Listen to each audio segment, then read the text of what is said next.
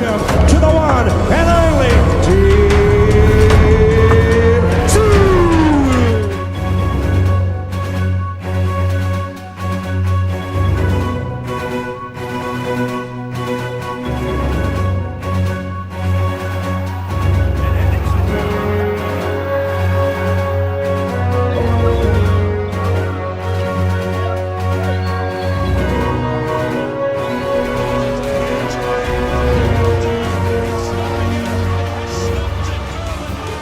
G'day guys, how are we doing? Welcome to Talking Boxing. It is Monday, December the 1st, 2025, and it's great to be back. What's it been? 3 weeks? I think it's been 3. Yeah, I think the last show was November the 10th, so fantastic to be here.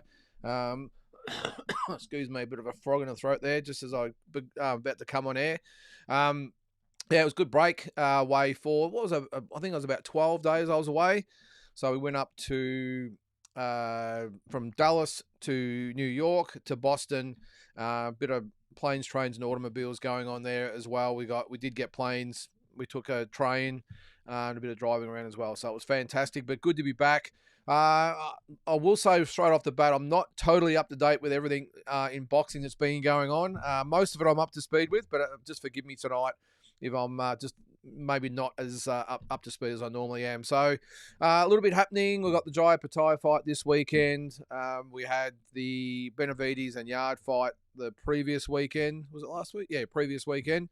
And lots of other stuff going on. The Tim Tszyu card, the Nikita and Michael Zarafa card, all that sort of stuff. So if you're new to the channel and this is your first time tuning in, it says there, Talking Boxing. You got the chat there. Put your comment, remark, question, whatever it might be in the chat, and let's get things rolling. And a special thanks also to those that listen to us on Spotify after the fact. So let's get into it. What do we got? I'll go to the order for starters. We've got, as seems to be always, a Big J. What do you got for us, Big J? Where are we? We're all over the place as far as order goes. All right. Big J, hey, mate, welcome back. You have motivated me again. Well, when don't I motivate you, Big J? Due to your ability to forget some very significant fights on this day segment, I've done it for you. Okay. What do you got there? You got to, I'll just see if I can find it there. You've got a new segment. All right, which will be a monthly review of the biggest fights for each month over the years, such as Mundine versus Horn and Green versus, whatever his name was, on 30th of November. Well, I'm glad that my ideas can inspire you, Big J, to put a segment on your channel. No, it's look, I will explain with the on this day sort of stuff. I scour I don't know how you're getting all these, but I scour the websites for on this day in boxing, and all sorts of things come up. I've got about 4 or 5 different sites that I go to. Obviously not the one you go to, Big J, because I didn't know about these fights. The Mundine Horn fight, was that? I know it was 2018. Was it November 30th, was it? I didn't know. So there you go. Well, best of luck with that, Big J. Hope it goes well for you. Billy Dibb is Billy Dibb is in his second IBF title. I think you mean title there, Big J, in November. Jeff Fennick, 1-round title defense in 1986, and of course George versus Teo and Conceda versus Marquez on 27th November in their respective years. Well, that's pretty informative, Big J. You'll have to let me know what site you're looking at, mate, or will you? I don't want to interfere with your segment, but yeah, as I said, I go to a few different ones, and not every site, of course, is going to have every single fight of all time. All right, what else have we got? With what have we got there? Cal James. What do you got there? Right, no more holidays. Can't miss out on Monday night show. I'm hooked. So glad for tonight's show. No worries, Cal. Yeah, I miss it as well, to be honest. I really enjoy sitting on here for a couple of hours and talking boxing. We never know what direction it's going to take. It's good to have everyone on board whenever they watch or listen or whatever. So interested actually to hear everyone's thoughts on a few things. Actually, I know everyone's got their own topics, but what do you think of Benavides fighting Ramirez is probably the main one. What do we think of Tim's opponent? What do you think of the fight card?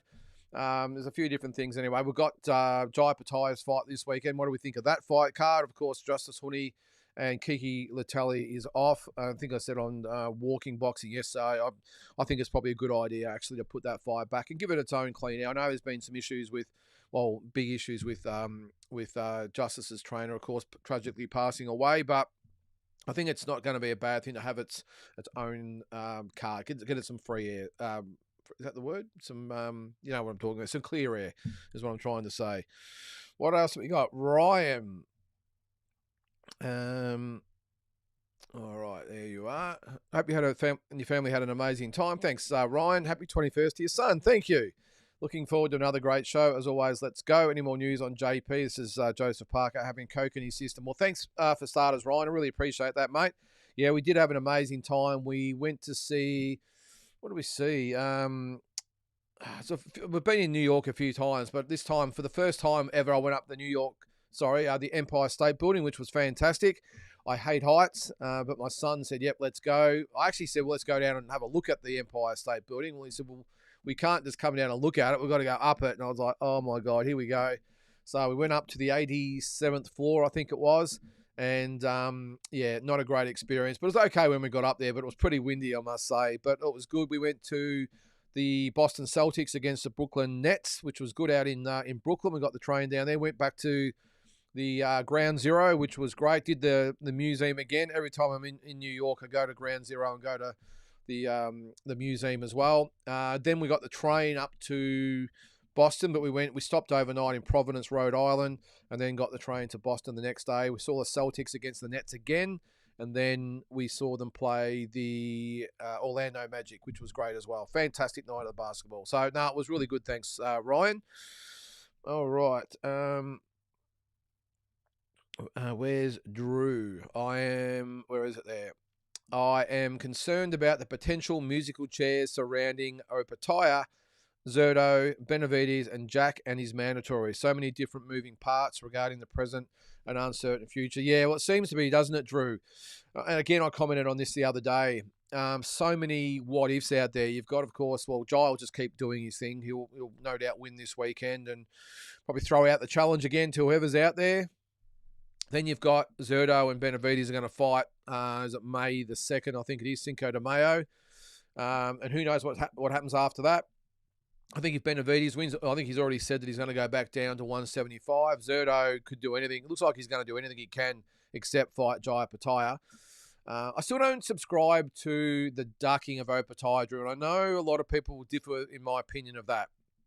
I think it's strategic business decisions. I suppose you could also call that ducking. But I just think that Oscar De La Hoya has looked at the Jai fight and thought, geez, that is a fight that's going to be tough for Zerto to win. I'm sure he backs his man. But I think he would look at the Jai's fight and go, geez, that's a hell of a tough fight for Zerto. And it's not going to be for a big payday. I know he's got the IBF belt, but that's going to be a really tough fight that could really pretty much end his career when you think about it if Jai did a number on Zerto. So I understand why he's picked Benavides, and then maybe he's going to, if he gets past Benavides, then even looking up to heavyweight after that, or maybe welcoming a Bivol or Better Beef or someone up to cruiserweight as well. Who knows? Maybe even Canelo. He's even talked about going up to 200, but I just think at the moment they see Jai as one of those guys who's so dangerous and he has so much to lose against him that the decision has just been made that, hey, we'll just take all the other lucrative fights around him. If the time and place comes where we have to fight Jai Opataya and the money's right and all the rest of it, then we'll fight him. I don't think they see Jai in their sights unless they absolutely have to. I also have a feeling, to be honest, if Benavides beats Zerto Ramirez, I wouldn't be surprised if all of a sudden Golden Boy comes sniffing around for a fight against Jai to get a crack at his title. Just a thought. And if that was the case, I would hope that Mick Francis and Jai Opataya tells them to go jump on their head and then challenge Benavides to a fight. We'll see anyway. But who else you got there? Yeah, Jack. Well, he seems to be the forgotten man, doesn't he? Badu Jack. I know he's got the fight with, is it Michelalian or whatever his name is coming up. That'll be a tough fight. That was a really close fight first time around. Badu Jack, I don't know. He seems to be the guy they never speak about. It's always Zerto, Jai, Benavides, and anyone else that's around the mark, but never really Badu Jack. So I'm surprised that even Mick Francis and Jai, I know they've called out Zerto numerous times. Why they wouldn't maybe turn the attention to Badu Jack and say, right, let's go and really put the screws or twist the screws on Badu Jack to try and get him to fight Jai Pattaya. And if he had the WBC and IBF belt, then all of a sudden it does maybe become a little bit more lucrative. Because I got a feeling as well that if Zerto again beats Benavides, if he doesn't go up or whatever, he might even target Badu Jack and again try and bypass Jai Pattaya. But so many, as you say there, Drew, moving parts and a lot of things up in the air. I suppose it'll all come to fruition after this weekend, and then after, of course, Zerto and Benavides fight. The only thing is that Jai fights this weekend. We've got 5 months to wait until Zerto and Benavides. I know Zerto also has another fight in that time, so we're going to have 5 months to wait. So you would think that Jai will have another fight around or scheduled in around that time. So it's going to actually work out really well if all the planets align, that if Jai fights around late April, early May, whatever, these guys fight, geez, it makes all the sense in the world, but sometimes the most obvious thing to do is not the right business move for guys, and we all know that Golden Boy seem to be wrapping the arms around Zerto and protecting him from guys like Jai. But again, I get it. All right, what else have we got there? Still with Drew, provided Pattaya gets past his opponent this weekend, I still feel he has so many questions still to answer about his potential status. That's why he wants the big fights now. And that's the thing, Drew. And look, excuse me again. I think that the thing that frustrates Jai the most is he knows what we're all thinking and what his opponents are thinking. So, yeah, he can fight, but untested. Against Breeders, of course, he was tested against him and came through twice with flying colours. But I think he still knows, or Jai knows, that a lot of people and fans out there still have the questions that you say there, and he wants to answer them. And that's why I sense the frustration, because he knows there's people out there that doubt him and his ability and what he has to offer and all the hype, and he's just itching to prove to people that he has got what it takes, and that's why you see that frustration come through in all the interviews that he does. He almost looks like he's in pain. He's that frustrated with everything, doesn't he? But he'll get his chance. The thing is, like you say there, he wants the big fights now, and he just cannot get his head around that these guys don't want to fight him. But the thing is, and I think I heard D-Style mention about it today as well on his show, and I was thinking exactly the same thing, is that with the Benavides situation, all right, so if he beats Zerto Ramirez, he's already said that the obvious thing for him will be is to go down. Now, wouldn't you think that the opposite should be the case? If he goes to 200 and beats Zerto, while he's there, it should be then to fight the biggest guys. If he can't get Bivol or Beterbiev, he should be looking for the next big fight, and that is Jai Pattaya. And he can say, oh, well, I'm going to go back down to 175 and, Jai's not really that well known and, it's not really a fight that would sell. Well, isn't that the exact thing that Canelo was saying about Benavides? And Benavides would not let him live it down. He said, well, if I'm not such a threat, well, fight me and prove everyone wrong. Take the money, beat me, and I'll just shut up and go back to what I was doing. Shouldn't Benavides should be doing the same thing to Jai?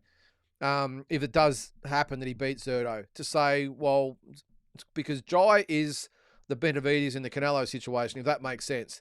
So if Jai's not a big name and no real threat, well, take him on and take his belt. Unify the belt. You've only got one more belt after that, and you'll be undisputed 200-pound champion. So I'm thinking if he does go back down to 175, if he wins, just being a little bit hypocritical when it comes to what he was saying about Canelo, because a lot of fans backed Benavides and said that Canelo's ducking him, and if he doesn't think he brings much to the table, why not fight him and just be done with the challenge and take the payday? He took other lesser opponents than Benavides as well. So yeah, anyway, we will see. I would love, though, that if he beats Ramirez, that the fans and the broadcasters and everyone really puts the pressure on Benavides to stay at cruiserweight and fight Jai and give him that fight. What a fight that would be. For me, it's in my top probably 3 fights that I would most want to see in boxing in the current day. That is Jai Pattaya versus David Benavides. I think it would be a fantastic fight. I know we've still got to see how Benavides carries 200 pounds. I think he'll do it no problems. Big frame, he's tall, lanky, all the rest of it. I think he does it quite easily. He always looks a little bit sort of tubby around the waist, doesn't he? Even at 168, he looked that way. So I don't think it's going to change. But I think at 200 pounds, that to me is in the top 3 fights to be made in boxing. David Benavides and Jai Pattaya. What a fight. So we will see. Still with Drew. One more from him. All right, I don't want to take too much away from Jai, but I'll give him 90% credit for his Breeders' wins. He was met with adversity in both fights versus an aged opponent, but still a solid win. Invaluable experience times 2. Yeah, I think don't underestimate the wins against Breeders, Drew. He only, I think, lost one fight up to that point, had he, you think, against Usyk?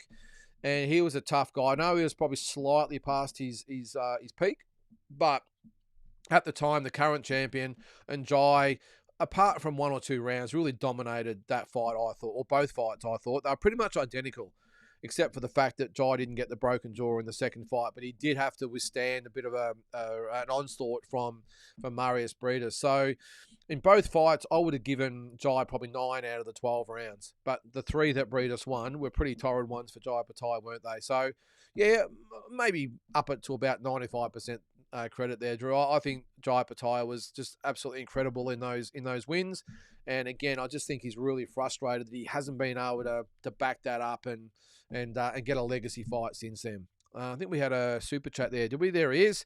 Andy, how are you there, mate? $10. Thank you very much, mate. Hello, boxing fans and Natara and chat. Sadly, unifying is an opportunity. If Jai wins, he needs to really chase the WBC. Leverage for 2 versus 2. Sub, share, smash the like button, please, folks. Thanks very much, mate. Well, you're right. As I just said, mate, if he can't get Zerto or Benavides after they fight, really go after Badu Jack. Hopefully, because I think the Badu Jack fight is this month, isn't it? So it's absolutely perfect timing that, let's just say Badu Jack wins that fight, that Jack and Opataya, or Jai Opataya, fight in April or May or whatever it might be, even June, and then the 2 winners fight in the unification fight at the end of the year. That would be massive. And all of a sudden, we're going to have an undisputed 200-pound champion. So that's what I would like to see anyway. What do you got here, Big J? What have I forgotten? You forgot Mundine Otke anniversary today for on this day. Thanks, mate. 24 years ago today. Is that how long it's been?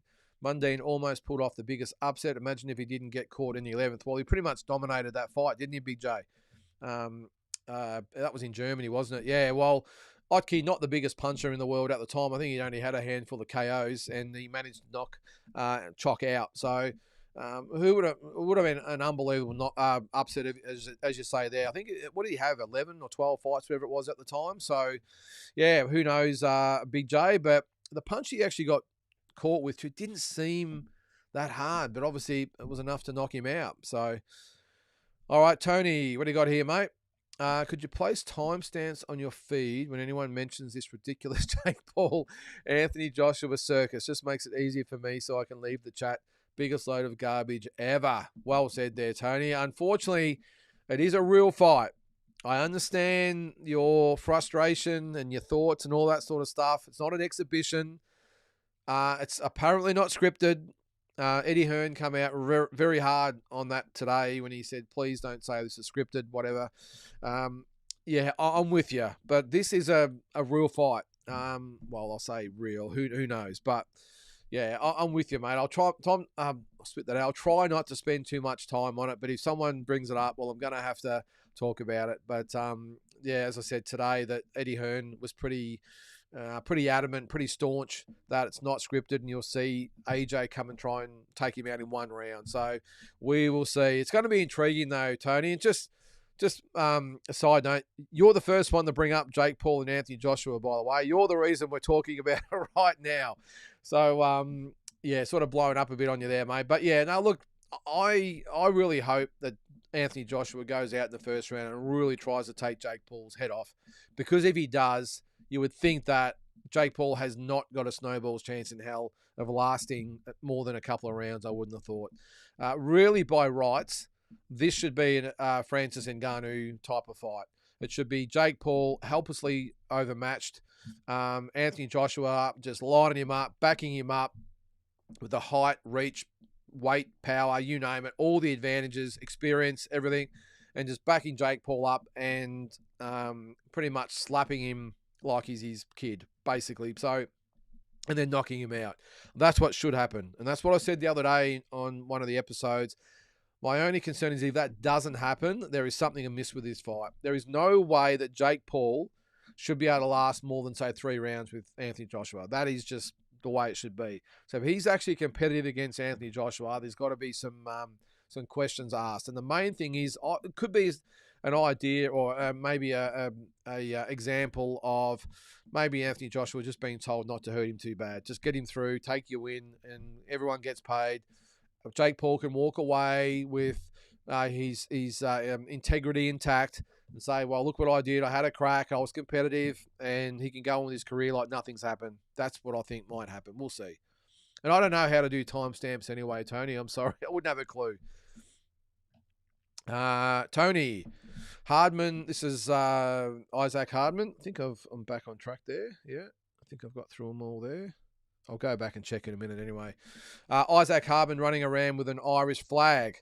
What's that all about? Most especially when Australia's your home, this country is grouse. That's the thing, Tony. I'm the same. And again, I commented the other day. What is Isaac Hardman doing, walking into the ring with an Irish flag?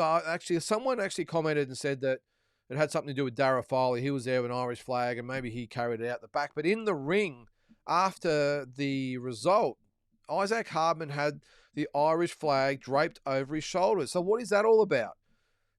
Maybe he's got Irish heritage or something. I don't know, but that just did not make sense to me that he's got the Irish flag. I've never seen him in any other fight do it. It's always the Australian flag, and he always walks out to horses. I'm not sure whether he did that the other night, which is a classic Australian unofficial anthem.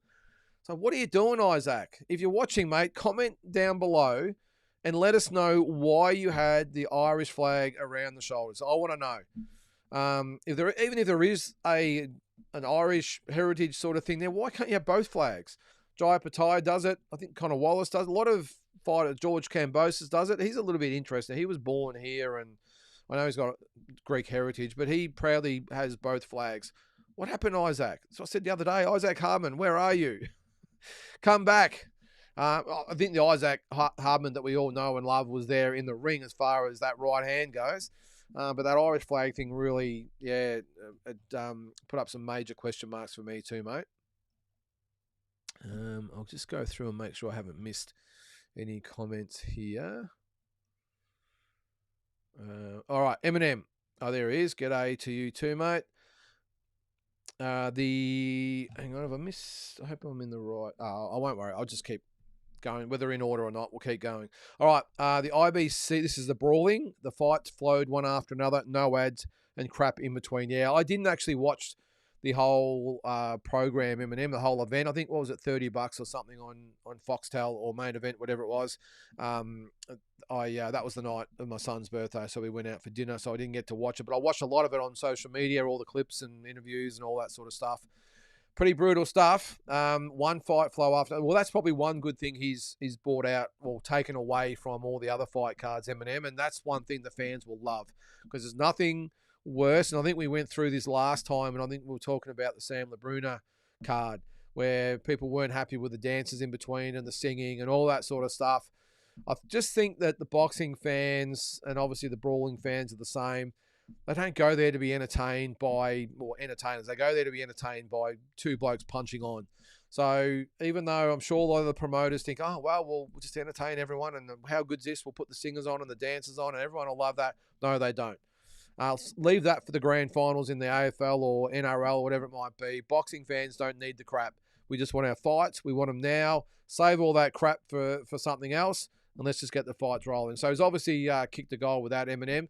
Tell me about the crowd. I want to hear, unless it's in the comments already, I want to hear about the crowd, because all the clips I saw, it looked very, very sparse in the crowd. Now, I actually sort of looked at it and observed that maybe as the fights went on, the crowd got more sparser as each fight went, or maybe the venue was just a little bit too big at this early stage of its formation. I don't know, but it just looked really empty in the stadium, which is not a good look. And I actually commented the other day and said, I reckon something like this would be just great in a stadium that has 2,000 or 3,000 people. Cram them in and create like a cauldron type of atmosphere. It would just add even more to this sport, which looks like it's going to be a success. I'm not sure what the pay-per-view numbers with the whole thing was. Don't think they've been released yet, but you would think they would be okay. And they probably don't need to be massive because, I mean, it's not costing a lot to put these events on yet at the moment.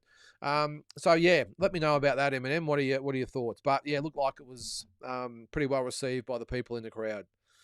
Thanks, Eminem. Yep, good to be back there, mate. All right, in my opinion, says Eminem, Mikhailian beats Jack. I thought he did in the first fight. Yeah, I thought it was close. It's not out of the question, Eminem, and maybe it might be best for Jai and even Zerto or Benavides in this situation. If Mikhailian beats Jack, maybe we'll have a motivated guy who really wants to take on the best. And maybe if Jai can't get Benavides or Zerto, maybe he might have a willing dance partner in Michelele, and we'll see. It was close that first fight, Eminem. I'm not sort of saying he didn't win, but I just thought it was close. I thought Jack just got it, but it could have gone either way. Maybe a draw would have been the best result. Oh, okay. So you watch. Oh, okay. This is so. Sorry, Eminem. Your comments are a little bit out of order there, but it says you watched all the IBC event the other night. Enjoyed it. Some skill discrepancies, but good, brutal action. 11 fights. Okay. And one went to the judges, and that was a heavyweight war. Well, that's what the fans want, Eminem. That's what they're going to go see. They want knockouts, and there were some brutal, brutal knockouts. I must admit, I don't like to see it. I'm not quite sure. Probably like MMA and bare knuckle. I'm not quite sure I can warm to this. I'm just a 100% out and out boxing guy, I'll admit. And I don't think I would have bought it even if I was home on Friday night. But all the best to the guy putting it on and all the participants as well, because it's a great concept. I think I said the other week, he said there's nothing like this out in the world at the moment. Well, there's probably quite a few. This is just a bit of a takeoff of MMA, I would think, with boxing rules, I think. But anyway, all the best to him. Yeah, it's not really my cup of tea, I'll admit. But I would probably warm to this before I would warm to UFC. I like the fact there's no wrestling or grappling or judo or whatever the hell it is, jiu-jitsu. It's just stand-up fighting. That's probably one good thing. Maybe it'll grow on me, but at the moment, I'll just stick with the boxing, I think. All right, Eminem again. Ben Whittaker's house being robbed as he fought yesterday was diabolical scumbaggery. Well, that's to put it mildly, Eminem. How could you do that? I mean, mate, obviously the thieves probably didn't know it was Ben Whittaker's house, but so he went from chocolates to boiled lollies, didn't he? Really, he had the high of the big first round knockout, and then he went home and seen that he'd been robbed. Yeah, he's a scumbag act, Eminem, for sure, mate. And there is Batman, Team Batman. How are you, mate? Good to have you in the chat. All right, still with Big J. Happy birthday to the young fella. Please give a birthday shout out for my girls, Isabella and Ava, for the birthdays Friday and Saturday. No worries at all, mate. Yeah, well, my young fella turned 21 on Friday, and happy birthday to Isabella and Ava for their birthdays on Friday. So it must be a pretty big weekend, or whenever they have the birthdays every year, Big J. Yeah, I suppose you can probably double dip on one birthday for both, or one party anyway, maybe one cake, or do you have two cakes, whatever. Comes around quick, mate. I remember when my kids were this high and now 21 and about to turn 19. It's pretty crazy. Adam, how are you there, mate? Any predictions for the fights on Sunday? Not big names on the card, but should be a good matchups. I enjoy PBC cards. Just refresh my memory there. Adam, I can't remember who's on. Hang on. Is it Cruz? Is it Pitbull? Hang on, where is it? Let's have a look. Apologies. I just have not been amongst it. Where is it? North America. Let's have a look. What's coming up? Was it this Sunday? So it'll be the 6th over there. What do we got? That's Mexico. A lot of Mexican fights. California. Sorry, I should just wait for you to tell me what card it is there, mate. But I'll go through. There's a few fights on this weekend too. Where is it? Hang on, we'll keep going through. Jesus, a few events. All right, okay, now I'm there. It's the Frost Bank Center in San Antonio, Texas. That's the fight you're talking about. Yep. Let's go through them quickly. So we've got Pitbull, Cruz, Lamont, Roach. I would say I will back. Ooh, it's a tough one. I think I'm going to back Cruz to win, though. I just think at the weight, Roach has gone up pretty quick. Although, having said that, we all saw what Terence Crawford did to Canelo. He didn't wait. He just went straight up. For the WBC interim super lightweight title, so 140, I'm going to go with Isaac Cruz, but not with a lot of confidence. Adam? Oh, I forgot about this. Is this on this weekend? Lara and Janabek. Wow. All right. I will definitely be watching this one, mate. Is it on DAZN or is it pay-per-view? What is it? What's it say? Oh, Amazon Prime. So it'll be on the pay-per-view. All right. We'll check that out. I'll look at that later. Oh, Lara and Janabek. Janabek for me, Adam. I think he will be a bit youthful for Lara. I think his style will suit him, so I'll go for Janabek. Fulton and Foster. I'm going to go for Oshaki Foster. Or will I? I'm going to stick with Oshaki Foster. Yep, for that one. Jesus Ramos Jr., Shamos. I think I'll go for Jesus Ramos Jr. in that one. Who else is on the card? Frank Martin. That's not a bad fight. Rand says Bartholomew. I'll go for Frank Martin, and I think that's the only other fight that's really worth commenting on. So I hope that helps there, mate. Yeah, I didn't even realise it was this weekend, mate. All the cards just sort of meshing into the next one. So, all right, I hope that sort of sheds some light anyway. So, yeah, definitely check that out, guys. Amazon Prime on Sunday. Is it on? Where is it? Is it on Foxtel? Is it? Or is it just you've got to go to Amazon? I don't know how all this bloody works. Where is it? Main event. Yes, it is. There you go. $50. Jeez. All right. $49.95. Sunday, the 7th of December at 11 a.m. All right. So grab that for $50 on Sunday morning. What else we got on main event at the moment? Nothing after that until Zoo Velasquez. That's $60. It's not bad. Wednesday, the 17th of December. Ring number 5, Inouye Picasso. Great fight. That'll be a great thing to watch in between Christmas and New Year on a Saturday night at 7 o'clock. Perfect. That's absolutely perfect in between Christmas and New Year. So there you go, $50, and that's sort of it. So I hope I shed some light there. Adam, thanks for the comment there, mate. What else have we got? Polly, how are you there, mate? Takuma might also be a good high-profile opponent for Bam when he goes to 118. Yeah, well, it looks like Bam will go to 118, Polly, because our man, Andrew Maloney, he's spoiled everything. Andrew Maloney said, I'm not going to step aside. I'm 34, nearly 35 years of age. You can stick your step aside money. I'm the number one challenger, and I'm going to take my shot. So I fully support Andy Maloney in this one. I feel for Bam, but apparently they're not, if that is the case, and the winner of who is it? Garcia and Tarashi? Yeah, Tarashi. The winner of that will fight Andrew, and then Bam will most likely go to 118. Be a great fight, Polly.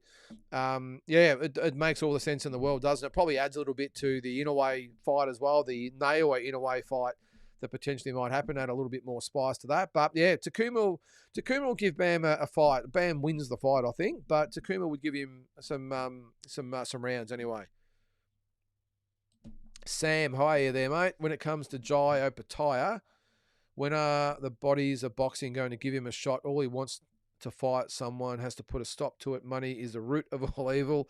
Fighters fight, don't run in any division. I get what you're saying there, Sam, but unfortunately, the sanctioning bodies don't and can't do shit. Jai wants those fights, by the way, but the only sanctioning bodies that have any say in what Zerto does and potentially Benavidez does are the WBA and WBO. They're the belts that Zerto holds at the moment. So unfortunately, the IBF can't pressure them to fight Jai, or the WBC can't pressure. It is what it is, mate. But all that can take is probably more a push from the fans. Not that they give a shit about the fans, I suppose, but broadcasters, maybe Turkey Al-Sheikh gets involved as well. But the thing about this is that Jai Opetaia is, I suppose, the innocent. I'll spit that. He's almost the innocent party, but he's also the victim as well. I mean, He just wants the biggest fights. The other guys won't fight him. He's a victim of probably being too dangerous with too little reward, I would think. So I've got no doubt eventually he'll get the chance, Sam. Don't panic. He will eventually get one of those legacy fights, and then the rest is up to him. I'm hoping like crazy that Benavides beats Zerto and says, you know what? If the fans want a Jai Pataya fight, I'm going to stick around and fight Jai. The only sort of spanner in the works there might be that if Bivol says, I want Benavides to come down and fight me at 175, then again, you can understand Benavides going down and fighting him.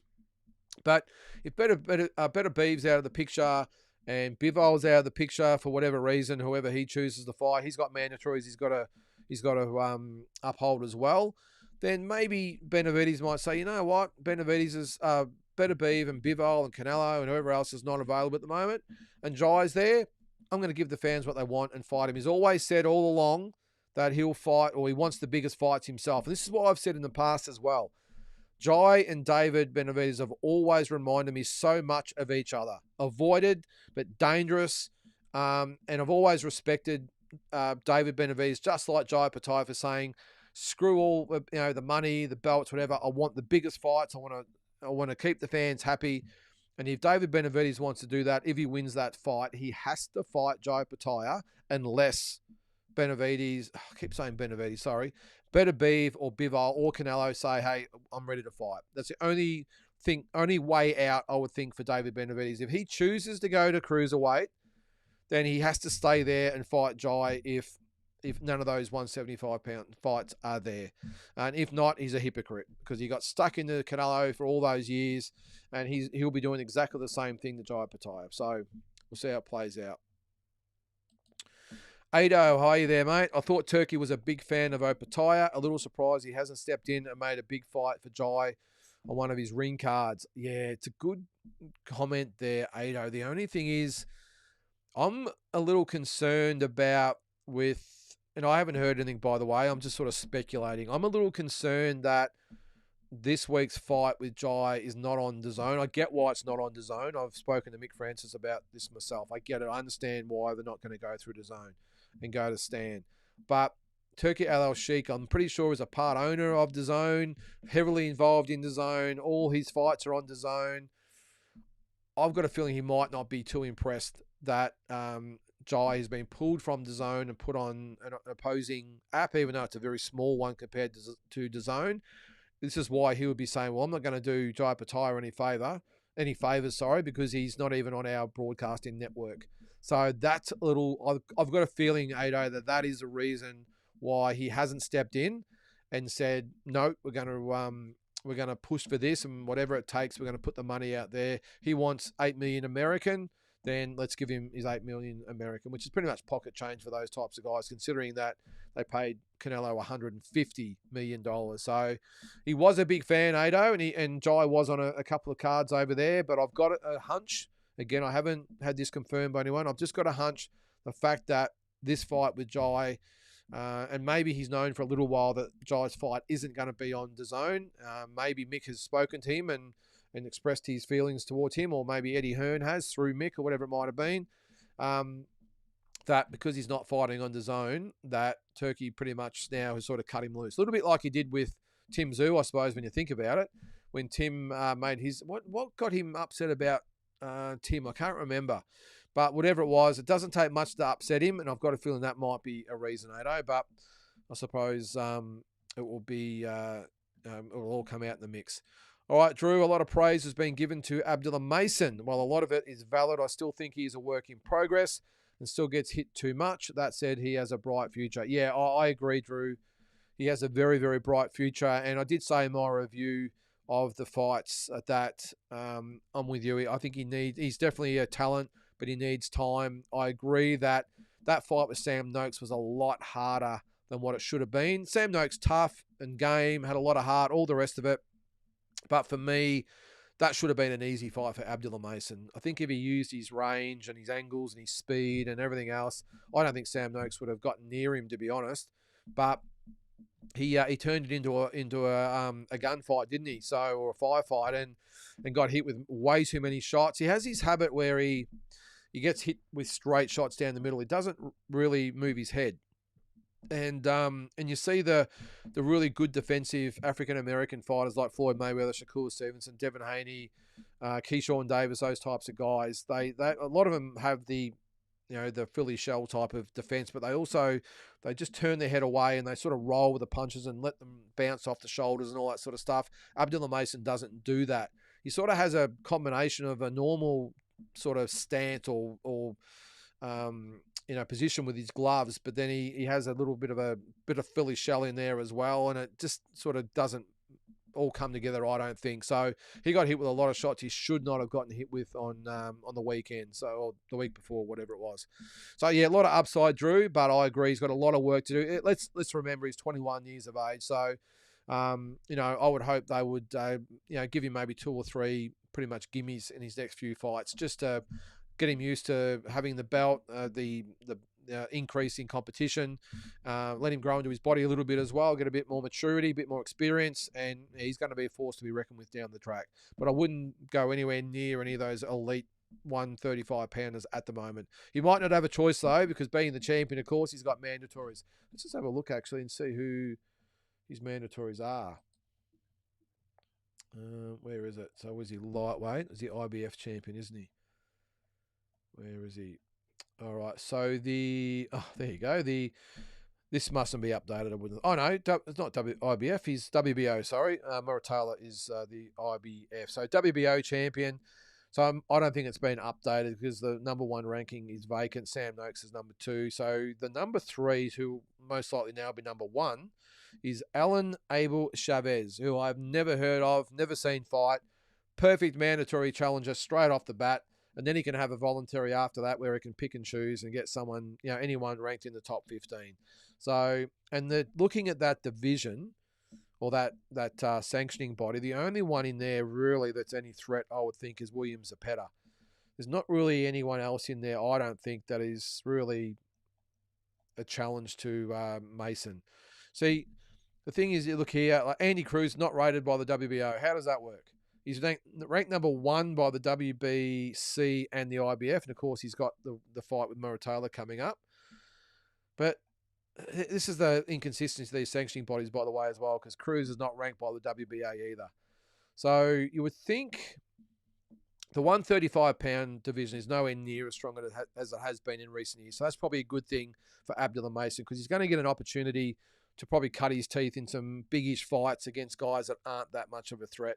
And maybe in 3 or 4 years' time, when someone steps up from maybe the other divisions, or maybe there's a unification fight, or whatever it might be, that's when he'll probably get challenged. But if it's Alan Abel Chavez as his mandatory, then I think he's got at least two fights up his sleeves before he has to worry about anyone of note. So, Adam, another one. Yeah, thoughts on Eddie Hearn's dig at Haney? Very unwarranted, Adam, if I'm being honest. I did, again, comment on this after the fight and also on Walking Boxing the other day. I think it's been, a lot of people have been very unfair on Devin Haney. I think that that's the best performance I've seen from him in 2 or 3 years. I thought that he looked great. And I really don't wear the criticism that Eddie and Conor Ben gave to Haney. This is what you're referring to after the fight, the interview they did. Yeah, I thought it was pretty low by Eddie. I'm always a big rap for Eddie. I'm a big fan of his. I love the way he goes about it. Love his attitude. I love the way he gets things done. I love the way he's just into boxing 24/7. Think it's great. But I thought that was unwarranted by him and Conor Ben after the fight. I think they could have had a dig, but also praised him at the same time. They could have said something on the lines of, look, I don't think it's really a fan-friendly type of style that he uses, but full credit, he beat a good fighter tonight. We want our opportunity, and we think we can beat Devin, so let's get it on. You don't have to really go on with the antics. And we had Conor Ben sort of yawning at ringside. I get it. The fighters are a little bit different, in my opinion. They'll always sort of needle each other and have a crack at each other and whatever. But when it comes to the promoters, I think they've got to maintain a level of professionalism. And as I said, I mean, all he had to do was say, look, I don't think it's really an entertaining type of style. I don't think it's fan-friendly. But, hey, again, he beat a very, very good fighter, and full respect to him. Now, just give us our shot and let's Let's get it on. That's what he has to say. So I was disappointed at him. I was not mad. I was disappointed, as they say, in our man Eddie Hearn. But still, I love the way he goes about it. But I think he would look at that and go, yeah, maybe it was a little bit cheesy, I would think. There's Glenn in the chat. How are you there, mate? Welcome to the show. Drew, Brian Norman was once again a cautionary tale about backing an eye test versus a reasonably proven commodity. 100% correct, Drew. And I think, look, I picked Devin Haney to win, but I didn't think he would do it that conclusively, I suppose, because I was a wrap for Brian Norman. I didn't get carried away by the knockout against the Japanese guy, because he was sort of inexperienced and not, I don't think, at the level. But I did see him as a very, very talented fighter who could obviously punch. And again, I thought Devin Haney, I was a little bit worried about the weight with Devin Haney going up to 147. You just don't know how they're going to perform at the weight. And I thought he was fantastic. I really do. Brian Norman, like you say there, cautionary tale about backing an eye test versus a reasonably proven commodity. Yeah, as they always say, Drew, you can talk it up as much as you want, but you got to back it up. And Brian Norman just didn't turn up on the night. He finished the fight okay. But I think, again, the only rounds that he really took were the rounds I think that Devin Haney almost gave him by just sort of easing up or taking a round off. I don't think at any stage of any of those rounds where they both went tit for tat and Brian Norman got the best of Devin Haney. I thought Devin Haney just dominated him. And as I said, the only rounds that Brian Norman won were the later rounds where Devin took a round here or there off. I thought he won, pretty easily in the end.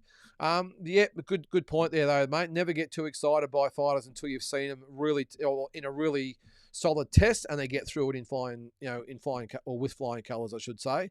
And this is why with the guys like Moses Otama and these types of guys, let's just hold the fun. Ben Whittaker's another one. Let's just calm down and wait till they fight someone with a pulse and someone that can fight back. And he's there to win. And let's just not judge him until that point. And Ben Whittaker's a classic example for me. I think he's got a long way to go. And I think I said this morning on Walking Boxing, light heavyweight or 175 is not the division to fast track somebody. There's some really tough guys in that division. So I would be sort of waiting on Ben Whittaker to get maybe another 4 or 5 fights up his sleeve before he even thinks about tackling one of those sort of top 5 guys. There's Richard in the chat. Away, Richard. Welcome to the show. All right. What do you got there, Richard? Wouldn't Anthony Joshua want a title fight against Fabio Wardley, who he actually wants because Joshua is a money fight for him in England? This Jake Paul fight doesn't interest me one bit. Look, I'll admit, Richard, it interests me. I want to see what happens in the fight. I want to see if, Jake Paul has anything to offer at all, but also I want to see how Anthony Joshua approaches the fight and how it looks with a monster like Anthony Joshua with a blown-up cruiserweight, inexperienced blown-up cruiserweight in Jake Paul. I want to see how it looks, and I want to see how it pans out. Is it going to be the car crash we all think it is, or is it going to be a little bit fishy, which a lot of people think it is, or it's just going to be maybe Jake Paul turns up and gives him a good fight? I just cannot see how he gives Anthony Joshua a good fight, although Joshua was knocked out in his last fight, hasn't fought since. Who knows what he's got left. Jake Paul's talked about what happens when he nails him on the chin. I'd be staggered if Jake Paul actually lands a decent punch against Anthony Joshua. I'm not going to put anything on it, but I would be staggered if he lands anything decent on Anthony Joshua. And if he does, then maybe Anthony Joshua's got to give it away. But look, the fight's not really of interest as far as the scheme of things, Richard, but I'm fascinated to see what actually happens. That's what I want to see. What happens when the bell rings and Jake Paul goes out there and puts the dukes up against Anthony Joshua? I'm fascinated by it. I really am. And I wanted to see how it pans out. Excellent point as well as far as Fabio Wardley goes. And again, I commented on this on one of the episodes of Walking Boxing, that what happens to Alexander Usyk? He's given up the WBO belt to not fight Fabio Wardley. So what is for him? I can't see any big fight for him apart from Fabio Wardley, if I'm being honest. No one left in the division except maybe Otama, and he brings about as much to the table as Wardley does. But except for a world title bout is the other thing. But if it's not that one, well, Fabio Wardley's got plenty of options, of course. He could fight Joshua, which would be awesome. Daniel Dubois, another one, maybe Tyson Fury. I mean, there's a lot of fights for Wardley. He could fight Andrew Ruiz or Deontay Wilder. He's got a lot of options. But the Anthony Joshua one would be a massive fight. I think Dubois would be a big one as well, and potentially Fury as well. But he's got a lot of big fights in the works, Wardley, I would think. And Usyk did say that he gave up that WBO belt because he wanted fighters like Wardley to get an opportunity and not hold the belts up.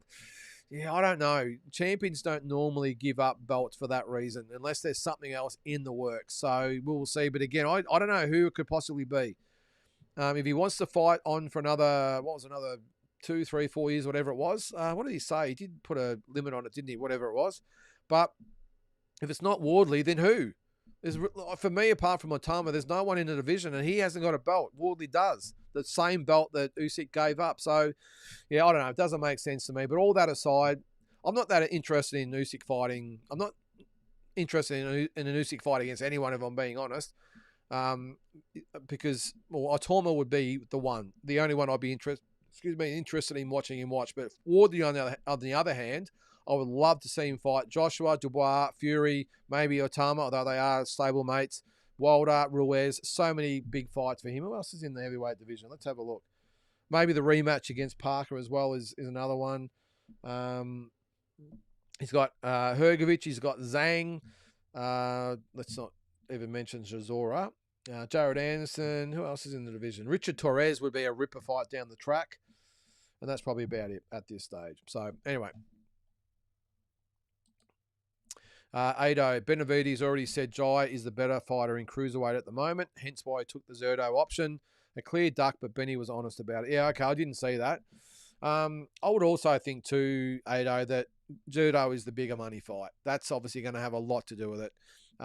He might have said, yes, Jai is the better cruiserweight, but Zerdo is the bigger name and brings the biggest paycheck and is a less of a risk than what Jai is. So when you look at it that way and you break it down, all things are tick, tick, tick, tick, tick, why Benavides has gone up to challenge Zerdo and why Zerdo has chosen to fight Benavides as well. I just think the fight makes sense. I don't like it. I want to see Jai in these big fights, but I totally 100% understand why they've both gone down this track.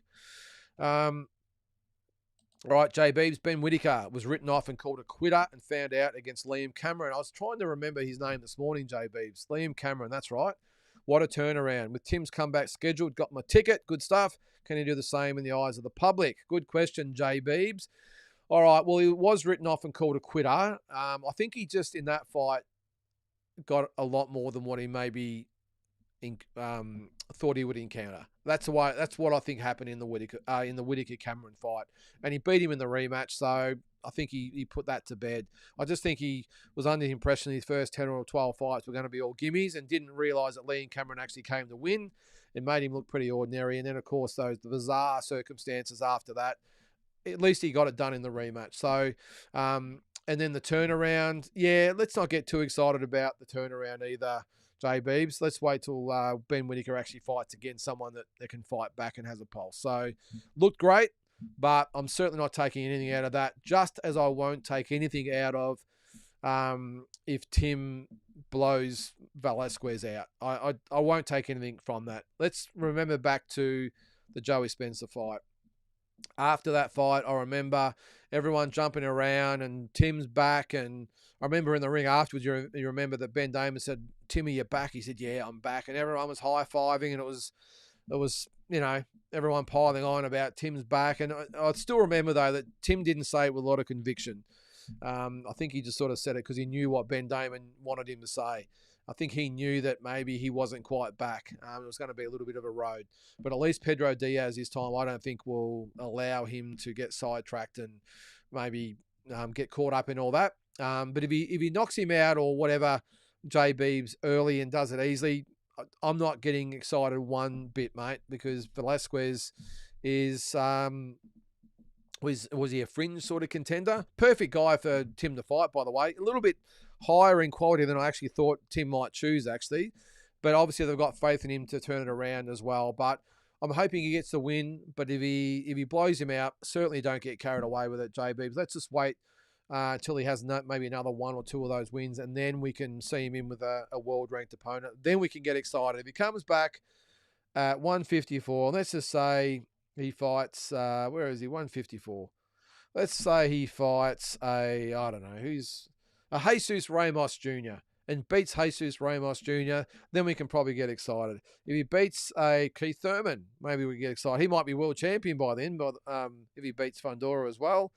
Who else is in there? A Bolachuk, those types of guys, then I'll get excited. But until that happens, it'll just be, hey, well done, Tim. It's just another tick, another win on your resume, but it means nothing except for him being back. So I'm glad you got your ticket, mate. Should be a really good night of fights, by the way. Should be fantastic. It's only, 2 weeks away, isn't it? So should be awesome. And I'm hoping he can do it, but again, I won't be doing backflips if he's very impressive against Velasquez.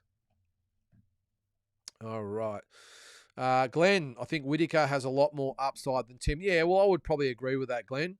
I think that Whittaker, although he is 28 years of age and Tim's 30, so he's got to get a move on Whittaker. I would think they would try and get 3 to 4 fights out of him next year, and then in 2027 step him up straight away. He's going to be 29 by that stage. Time to hit the gas, and he might have 5 or 6 good years after that. But that's about it. I didn't realise he was actually that old. And Tim, yeah, look, I agree. He's got more upside than Tim at the moment. Tim's 30 years old. He still is, I hate to say it, but still is sort of sitting on the scrap heap at the moment as we speak. He will maybe take 1 foot off the scrap heap when he beats Velasquez, or maybe the other foot off there once he beats the next opponent. And then hopefully maybe the fight after that is when he steps up against a top 10 or 12 type of opponent, and then he might be in line for another shot at the title after that. A lot of water to go on the bridge at 154 as well. A lot of things have to happen. I mean, you got Murtazaliev, if he's fighting Kelly, you could probably put a line through any hope of a rematch between Tim and Murtazaliev. It just doesn't make sense. I would be strongly advising Tim. I think he would do better the next time around, by the way, but it's just the fight they don't sort of need. And again, I don't think they would make it.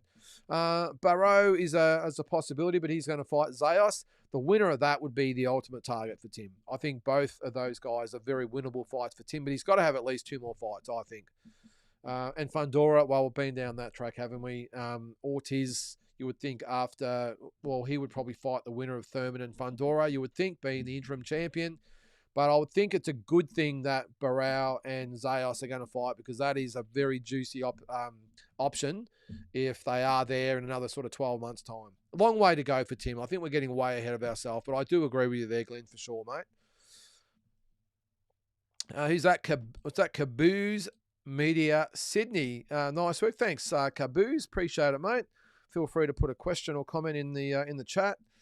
Drew, I think Benavides' decision was more over the bigger money name than being scared of Digest, my opinion. Yeah, 100%, Drew. Look, we went through this with Tim. Everyone's saying that fighters were scared of Tim. No, they weren't scared of Tim. What is it? Just Australian fighters that the world is scared of? No, I think we've shown that the world doesn't need to be scared of Australian fighters, even Tim Tszyu and even Jaya Pataya as well. So it's the same thing here. It's just strictly a business decision. Benavides has said, well, not really much happening at 175 at the moment. I've probably just beaten the last couple of guys that I haven't beaten in the past. Benavides is out injured. Bivol is just coming back from being injured. Canelo's, who knows what he's doing. He's going to probably fight Crawford again. So I want a big fight, a big challenge. So I'm going to go to cruiserweight. Who am I going to fight? Well, again, it makes 100% sense that he looks at Zerto. The easier fight, the bigger name, the bigger payday, the more attention, all that sort of stuff. So it's got nothing to do with being scared of Jai at all. It's just purely a business decision. So everyone, please get out of their heads that those elite fighters in America or wherever else they are scared of Aussie fighters, because they're not. I assure you. I promise you. They're not scared of Tim. They're not scared of Jai. They're not scared of anyone, all right? So just forget bringing that up. All right.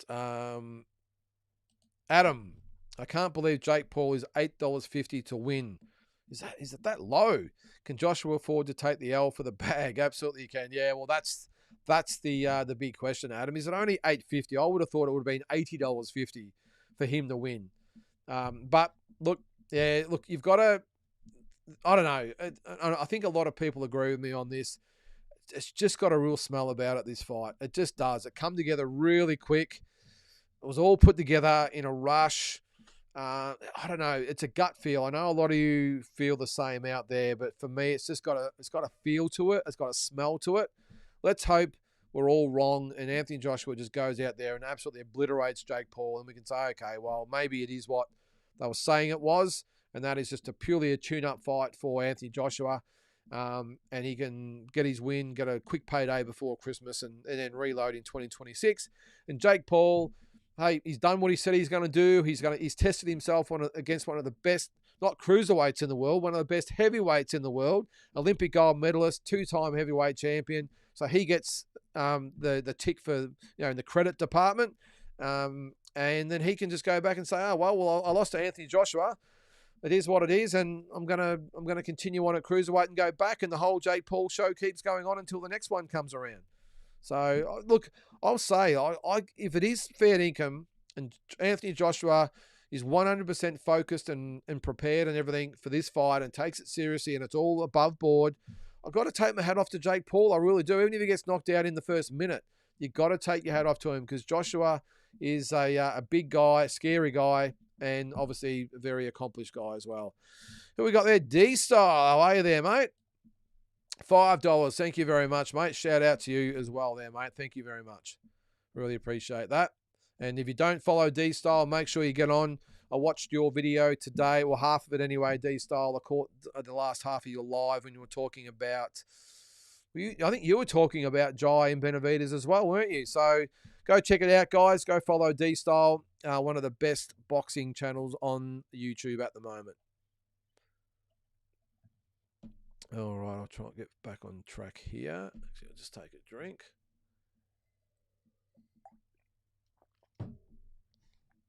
All right, Batman. Yeah, if it's not over in 2, it must be fixed. I agree, Batman. This is Joshua and Paul. Batman also says, Eddie's saying nobody will say it's fake when they see AJ splatter Jake. Let's hope so. Well, that's the only way it has to go, Batman. Because again, I'll say it. There is no way in this world that Jake Paul should be competitive against Anthony Joshua. It is just, well, it should be a fact that he should not be capable of going 2 rounds with a focused and prepared Anthony Joshua. It's just the way it is. Okay, Jake Paul has improved over the last couple of years, or has he? Because he hasn't really been tested anyway, so how do we know?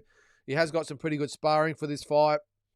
So, look, again, I'll give him credit for what he's doing, but if you look at it and break it down, this fight should not go past 2 rounds, maybe even 1 round. That's how uncompetitive this fight should be. And if it doesn't go that way, questions have to be asked.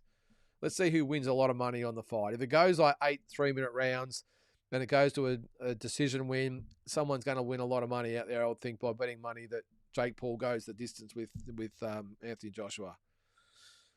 Richard, Isaac should have walked out to Enya. I don't really know much about Enya Isaac, Richard, but the head splitter I love the fact he comes out to Horses by Darryl Braithwaite, but where's the Aussie flag, mate? It's okay if you want to bring out the Irish flag and do a jig and all the rest of it. Hey, that's great. Get a little leprechaun to do little dances in the ring. Hey, that's fine. But get the Aussie flag in there as well. All right, Glenn. I literally have no idea what's going to happen. Joshua should destroy him in a round, but I don't see that happening. I have no idea. And that's why I'm fascinated by it, Glenn. That's why I really want to see the fight. And again, it's like a car crash. You just can't look away. And that's what I'm going to be looking at. And look, end of the day, guys, it's free on Netflix. So it's not like, oh, well, will I or won't I put my hard-earned money by buying this fight? I won't spend $30, $40, $50, whatever it is. You got nothing to lose. If you've got the Netflix subscription, just tune in. It's not going to cost you anything. The undercard will no doubt be great. Shanika Johnson's on the undercard, so you can support an Aussie. Some really good other fights on there from what I saw. So it's free. So everyone out there getting the knickers in the twist, just either don't watch it, or if you do want to watch it, it's free. It's not going to cost you anything. So let's all relax. Worst case, support the Aussie, Shanika Johnson. There you go. What do you got there, Sam? Could you give a shout out of a mate of mine. He's had a massive heart attack on Saturday. Still not out of it, but still out of it all. Still not out of it at all. But he boxed and did. So did his father. His name's Quentin. Well, big shout out to Quentin there, Sam. Hope you're okay, mate. And yeah, you're on the mend. So yeah, shout out to Quentin from everyone here at Talking Boxing. So good on you there, Sam. Let us know any updates there too, mate, if you can. All right, Tony. Hardman came out to Zombie. Yes, the Irish band, the Cranberry Second. Not a bad walkout song, I suppose. I think Sir Rafa hit him so hard. He gave him an identity crisis there. It's pretty good, Tony. Yeah, it's not a bad walkout song, but what's the Irish thing? I don't get it. He could have walked out to, was it shipping out to Boston or something like that, I suppose. But yeah, I don't know. If someone knows Isaac or Isaac's watching, I've got his phone number here, so I might message him and see if we can get an answer from him why he came out to a Cranberries Irish song and had the Irish flag as well. Zarafa did hit him hard too, though, Tony. So, but the head splitter, he's one out of the box, the head splitter, and I love watching him fight. I'm not sure what the weight was the other night too, guys. Isaac did look a lot thicker around the midsection. Not fatter, but just thicker in the legs and shoulders. He didn't seem as toned as what he normally is. So I'm assuming he fought at maybe 175. Did he? He was fighting at 160 because he did look a lot fuller, if that makes sense. Eminem. Oh, wow. The Flamingo off Nikita Zarafa card due to personal reasons. What's happened there? That's a bit of a kick in the guts there, mate. Let's have a quick look and refresh my memory because I can't remember who the bloody hell was on these cards with Tim's card announced. I got it mixed up the other day on Talking Boxing. All right, so let's have a look at the current card just quickly. All right, so Liam Paro, Paddy Donovan is on BoxRec, so it must be locked in. So Nikita, Michael, we've got Dempsey McKean, Tuosi Vasuatu, should be an entertaining fight. Liam Wilson, Rodex Piala, should be a really good fight. Max Reeves, Nathan Silva, not really familiar with Silva.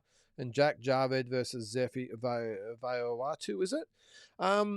Yeah, the card does look like it's lost a little bit of its luster there, or its sparkle there, Eminem. But for me, as long as we've got those top two fights, I don't think the rest of the card matters, just in my opinion. Nikita and Zarafa and Liam Paro and Paddy Donovan, and throw in Liam Wilson and I suppose Dempsey McKean and Vasuatu. That's still a real good quality card. So, and Max Reeves, good talented young fighter. I'm not so sure with those two guys having their debuts, but for me, still a really solid card. And to be honest with you, I couldn't care if there was half a dozen amateur fights on the end of the card. As long as it was headlined by Nikita and Michael Zarafa, I couldn't care less. I'm paying my money. As they say, take my money. But that is a shame, Eminem. I hope he's okay because he only had that one sort of comeback fight, didn't he? And he won that fight, though, didn't he? When was that fight? He had the comeback fight. So what's he at the moment? 16-1. So he came back against Ricky Nato, had the first round knockout. That's when he snapped his Achilles. That's right. So that was back in September. Before that, it's been 3.5 years since the Billy Dib fight as well. So let's hope it's nothing serious, Eminem. It's just maybe something that's happening in his private life that it'll be easy to come back from. I hope it's no mental health problems or anything like that because he's such a talent and such a character as well. Let's hope he comes back. What's that, Ado? It makes a lot more sense. Cinco de Mayo, paycheck, etc. This is... Where was Drew? Hang on. Oh, yeah, about Benavides and Zerto. Yeah, well, it does make sense. It's going to be on Cinco de Mayo weekend. Two Mexican fighters going at it. I love it. I love the fact that it's not going to be Canelo. And look, I'm still a massive Canelo fan. I know Glenn's a massive fan as well. So we're going to really miss him on Cinco de Mayo weekend. But I'm a big fan of Canelo. But I'm glad that Zerto and Benavides are going to have put the date in T-Mobile Arena to be there to fight. Two Mexican warriors going at it. I think Canelo. I think it's almost like probably a little bit like Floyd did in the end as well. It's gotten a little bit routine, I think, and the luster has sort of gone out of the date with just Canelo fighting on that day. In the last few, he hasn't fought anyone really of note either. There hasn't been a big Canelo Cinco de Mayo fight. Who can remember? Forget the last one with William School. That was horrendous. I think that was, or was that last September? Might have been last September. Well, whatever it was, hasn't had a big. No, that was Belunga. So he must have fought at the start of this. Was it May? No. Did he fight it? Hang on. Now I'm thinking. Hang on. Where are we? Got my dates wrong. Alvarez. But either way, his last few Cinco de Mayo fights haven't really set the world on fire. So I'm loving the fact that it's going to be two different fighters on that date. So, oh no, he did fight. Yeah, he fought William School back in May. Okay, he did. Okay, yeah. And before that was Belunga. His one before that was Jaime Munguia. Yeah, it wasn't too bad, I suppose. Before that, it was John Ryder. And then he fought Dimitri Bivol back in 2022. And before that, Billy. So look, Billy Joe Saunders. But yeah, he's always fought on that date, and it's always a big event. But as I said, I've probably got a little bit bored with his fights over the last few years. So I'm actually, in one respect, looking forward to having Zerto and Benavides go at it on Cinco de Mayo weekend. All right, Drew. I'm sorry, but the AJ versus Paul circus leaves me completely cold. That said, I will begrudgingly watch it. Just watch for the undercard, Drew. I will say this: if AJ can't get him out of there in the first round, it's a moral loss and fail. Yeah, well, he's got a lot riding on it. Because if it is legit and Jake Paul is even semi-competitive, well, there'll be a lot of calls for AJ to give it away. If he bowls him over in a round, there'll be a lot of people saying, well, that's what he was supposed to do. But let's not forget, too, that AJ wasn't supposed to fight for the remainder of 2025. This has just come up because of the Gervonta Tank Davis situation with what happened to him. So AJ's just sort of, oh, well, and I think Eddie Hearn had teased that maybe he'll jump on a card wherever, and then the Jake Paul opportunities come up. So he's taken the money while it's there. But if he doesn't get him out of there, you're right. He will cop it. And if he does, it'll be, well, he should have got him out of there. And if he does win but struggles, there's going to be a lot of questions asked as well. So, yeah, we will see. Ryan, if any Aussie fighters ring walk his horses, the Irish can have them. Yeah, I'm with you there, mate. I love the song, but I must admit, it's a little slow for a walkout song, isn't it? We're used to, a little bit more adrenaline type of songs or stuff that gets the adrenaline going. But yeah, it's a nice, quiet Aussie song. The other one, I remember fighters used to walk out to Working Class Man, and that was another one that took a long time to get going. What was the other one? I've seen fighters that come out to I Can Feel It in the Air Tonight by Phil Collins. I mean, they barely even get into the song before they even get in the ring. If they were going to do it properly, they should just start at the drums and then go into it. But they come out to the whole start, and it's just a really flat atmosphere, isn't it? All right. I'll just get another drink here.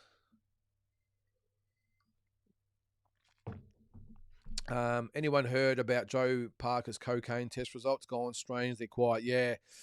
I got asked that as well the other day too, Glenn. I don't know. I haven't heard anything about it. I looked online about it. Very, very quiet at the moment, mate. So, again, we'll keep an eye on that one. But, yeah, I don't know. How does he come back from that? I don't know. If it is true, does he, I'm not sure how it even works with suspensions and all that stuff. I always thought it was performance enhancing. Is cocaine performance enhancing? I wouldn't have a clue.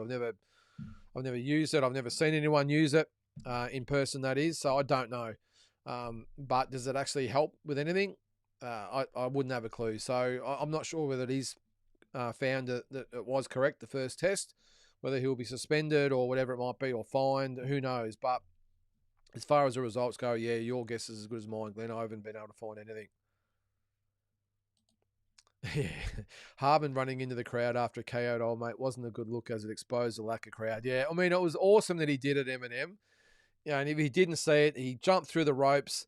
He ran around the ring, ran up into the stands. And all I remember thinking, geez, he's going to get lost in the crowd because there's no one up there. It was hard to, well, it wasn't hard to spot him up there because the crowd was pretty much empty. I don't know who he was running to. And if there was someone up there that he wanted to hug or whatever, they were right up the back of the stand anyway. He mustn't have got him good seats if they were his friends or whatever. But look, it was great for the spectacle, but not so great as far as showing the crowd. And I'm not sure whether the organisers would have been happy with the crowd or not. Maybe all the money was coming through the pay-per-views. I don't know. But as I said before, I still think it's one of those sports or spectacles, whatever you might want to call it, where they need to have it in an enclosed environment to really add to the atmosphere. I think it'd be great. And maybe the seats are more premium prices. I don't know, but pack it out with a couple of thousand and put them in there, and yeah, and I think the atmosphere would be fantastic. All right, Tony. In reality, Joshua could strangle Jake Paul with his own foreskin if he chose to do that. That'd be pretty funny. Yeah, we could play with him, couldn't he? Sort of hold the hand out on his forehead and just let Jake Paul wail away and not be able to touch him. That'd probably look good. Yeah, look, as I said before, Tony, I mean, by rights, it should be just a joke. It should be non-competitive, but I've got a feeling that, strangely enough, Jake Paul might just be semi-competitive and there'll be a lot of questions asked. What's that, Eminem? Rarely is there a highlight reel KO on a hole. Yeah, there was few at the no, it wasn't the bare knuckle, was it? The brawling. Oh, Richard, I'm with you here, mate. Angry Anderson, Bound for Glory is a perfect walkout. Yep, I love that song. A lot of good Aussie songs out there that you could use, but I love that song. The only thing of interest I have in Jake Paul's fights are the undercards, usually quite decent. Yeah, well, that's the thing. And the fact that it's free, Ado. So the undercard of it, actually, I'm not sure whether it's up on BoxRec. I'll have a quick look at that as well. Jake Paul. All right, if it is up at this stage. The Problem Child. Yep, it is up. All right, so we have Alicia Baumgardner and Layla Borden for the IBF and WBO 130-pound titles. We've got Shanika Johnson and Amanda Gale, is it? For the undisputed 118-pound titles. Yakusta Valley and Yadira Bustelis. Yakusta Valley goes okay. Anderson Silva and Tyrone Woodley are on the card as well. There you go. But just those female fights alone should be worth looking at. And again, it is free, so just show up for that fight as well. All right, Eminem. Andre Mikhailovich has signed a 3-fight deal with Tasman and will now fight at 168. Yeah, I did see that, Eminem.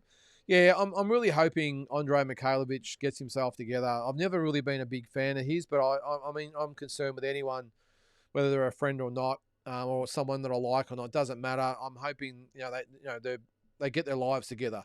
And Andre Mikhailovich is one of those guys who's obviously had some real issues outside the ring for various reasons.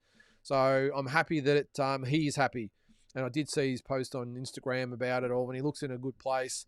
The 168 should help him. I didn't realise that he made the weight hard, but obviously he did. So if he's happy at 168 and comfortable and feels good, then all the best to him at that weight.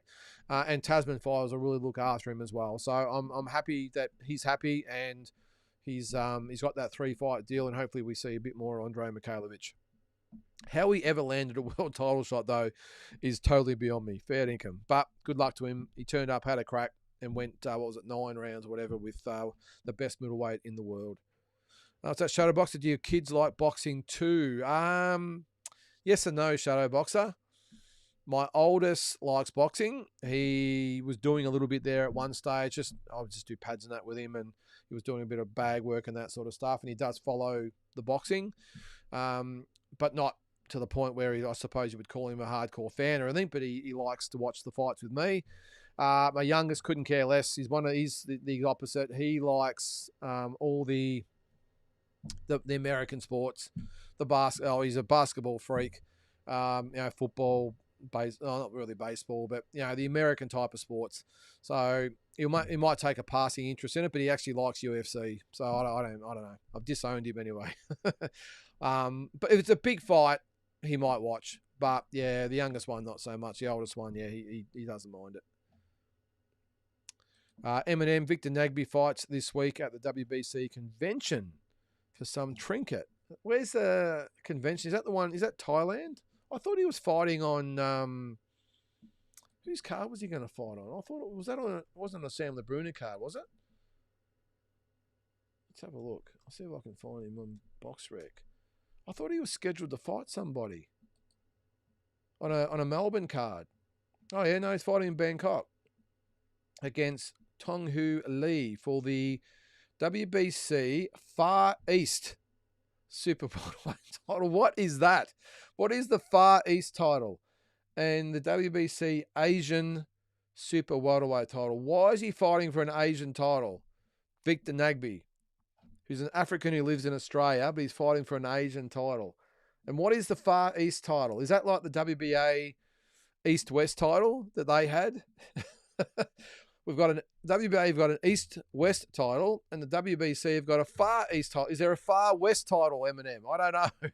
Or a Far North or Far South? I don't know. That's just screams sanctioning fees to me. That does. So who else is on the card? Let's have a quick look. No one I really recognise on that one. No. So where is it? The Imperial Queen's Park Hotel. So obviously, yeah, part of the convention. All right. All right, Batman says, I think Janabek gets a stoppage over Lara. Yep, I'm a big fan of Janabek. Batman, he's a killer. He's Janabek. And I would love to see him fight someone like Terence Crawford. I'm not sure whether it'll happen, especially if he fights Canelo in a rematch, but that would be great. Ado, again, looking forward to Fleming's return this Saturday. How do you like his chances against Wiley, considering his long layoff? I'm going to go with Jake Wiley, Ado. I think, look, Paul Fleming's a very, very good fighter. Bit concerned about inactivity, his age, all the rest of it. He's had injuries. Jake Wiley's a really good, young, solid kid coming up. Well, not really a kid, he's a man. And I think Jake Wiley will get the win over him, mate. But should be a great fight as well. Is that when is that? Is that this week? Oh, that's on the Jai card. Yeah, of course. I keep forgetting about that. I'm unfortunately not going to see the fight because I'm not getting Stan unless they do a free subscription and the fight. I'm assuming the fight you've got to pay for on Stan. I don't need another app. I've got so many things I pay for at the moment. So unfortunately, I'm going to have to jump on YouTube later and watch it because I'm not going to watch it. I've got Roach on points, says Drew.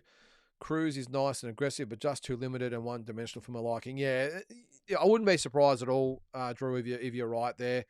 I'm just sort of backing Cruz at the weight, I suppose, but Roach has got some really good boxing ability, and I wouldn't be surprised if he does outbox Cruz. But if the Cruz that fought Rolando Ramiro turns up, who really cut the ring off and really threw punches in bunches and power punches, I think he might have a bit too much for Roach. But again, I wouldn't be surprised if Roach won on points. But Mutzi says that's a good card. This is the Roach and Cruz card. Agree with all except I think Fulton might get the chocolates. Yeah, that's a tough one to pick, Mutzi. I wouldn't be surprised if Fulton wins, but I'm going to stick with Foster. Yeah, Carl Mazzudia, Dominique Molinaro, who is a talent on the 17th. Yeah, well, that was supposed to be on the Wildfighter card this weekend, wasn't it? And they pulled it and put it on the Tim Tszyu card, which probably makes sense being on a pay-per-view. Yeah, good fight, Richard. Now, what fights are on that Tim Tszyu card? I can't remember all these cards coming out at the same time. All right, so at the moment, we've got Sam Goodman, Tyler Blizzard, should be a really good fight. Cullen Peters, Cody Beacon will be a very good fight as well. Mazzudia, Molinaro, yep, excellent fight. That's for the Australian Super Welterweight title. Peters and Beacon, by the way, is for the Australian Middleweight title, the vacant title. Ahmed Redder, Jomar Paliwin. I'm not sure about Paliwin. I've never seen him fight. Charlie Kazi, good young prospect against Blair Girardi, both undefeated. Should be a good fight. Paulo Akuso, good to have him back. He's had a few false starts, hasn't he? He's fighting Shukarat Abdullayev, who's 5-0. Blake Wells, Quinton Smith should be a good fight. Isaiah Setti and Kaya Sparks. I don't know much about Kaya Sparks, undefeated, but Isaiah Setti always turns up to fight. So that is a really good card. Really good card. Eminem, yeah, what's going on with Harry Garside? Will he ever come back and give pro boxing a good nudge? I was hoping he'd be on one of the upcoming Zoo cards. Good question. I've literally heard nothing about Harry Garside. Has not even been mentioned since his last fight, which was... So he's only had the 4 fights. I keep thinking he's had a few more. So he hasn't fought since May when he beat Charlie Bell by 5th round stoppage. So that'll be 1 fight in 3.5 years by the end of this year. So he's got to really work out what he's going to do. Now, I'm pretty sure, what is he? Yeah, he's 28 years of age. Time is running out. I've got a feeling, if I'm being honest, Eminem, I don't think we're going to see too much of Harry Garside. I think if he was serious about giving boxing a nudge after that Charlie Bell fight, I mean, he was out for he's out for 3 years when he fought this year. If he hadn't come back by now, because I haven't heard that he's got an injury or anything like that, if he hasn't come back for now, I'm doubting whether, he's going to get some consistency. He might come back and fight again, but whether he can really make a run at it, I've got my doubts. I just don't think his heart's in at Eminem. And there's nothing wrong with that. I was a little bit the same. Amateurs as a sport, the professionals as a business, and you've got to be all in or you're all out. So Harry Garside would not surprise me just based on his sort of action so far, that I'd be surprised if he comes back and makes a serious run at it. He might come back next year and give it another go, but until he strings 3 or 4 fights together in sort of quick succession, I'm not sure we can count on that, mate. Let's hope I'm wrong.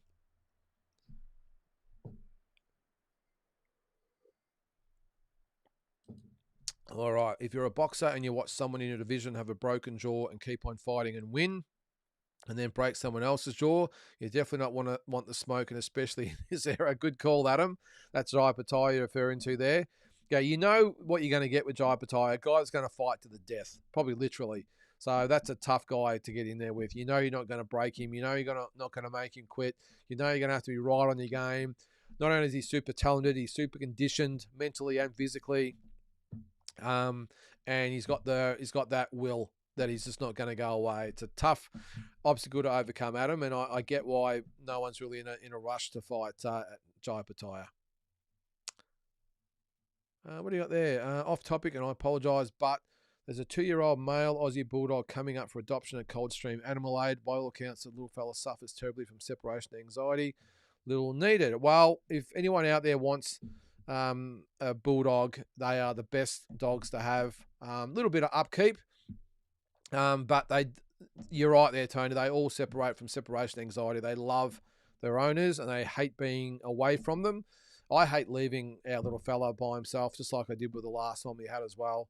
But you can't be home all the time. But if anyone wants one, yeah, go to the Coldstream Animal Aid. I'd love to get another one myself, Tony, but I'm not quite sure it'd be fair on the current rescue dog we've got. But anyone else out there that wants one, I fully recommend a Bulldog. They are the best dogs. Glenn, so apparently Deontay Wilder, Andy Ruiz is likely to happen. Who wins? For me, Andy Ruiz, Glenn. I can just see him sort of bobbing and weaving and everything coming up from low up high. Deontay Wilder not being able to see the punches coming. And I just think Andy Ruiz comes up with uppercuts and hooks and everything else, and I think he ends up knocking Wilder out. That's my opinion. I just don't think Wilder can handle a small, stocky guy like Ruiz who hooks really well and to the head and body. I think he stops Wilder. There you go. Ado agrees. Ruiz KOs him. Yep. Eminem. Yep, that card is pretty good. The Tim Tszyu card.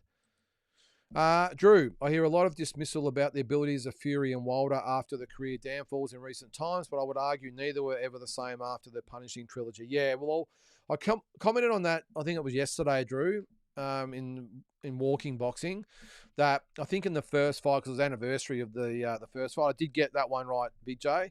But I think the first fight, I've got a feeling Fury didn't. Well, I think he gave Wilder probably too much respect, and that's why Wilder, in my opinion anyway, was as competitive as he was in that first fight.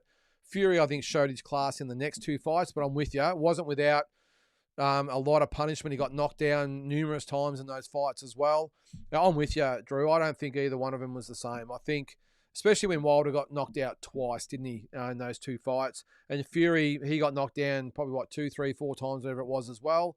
So yeah, I'm probably with you there, mate. I think that neither one of those guys was the same after that. It was punishing, that's for sure.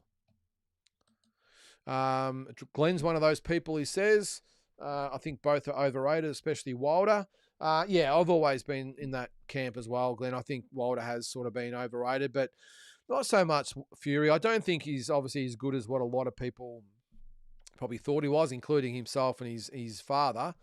But still a very, very good heavyweight champion, Drew. I mean, let's not forget he beat Klitschko and Wilder twice. And arguably might have beaten Usyk in one of those fights as well. So, yeah, I won't go as far as to say he's in the top 10 of all time, Fury, but I think he's still a really solid heavyweight champion. Drew says, you might be right. What's that? You might be right. I might be right. Or maybe the truth is somewhere in between. Yep. Not a bad call there, Drew.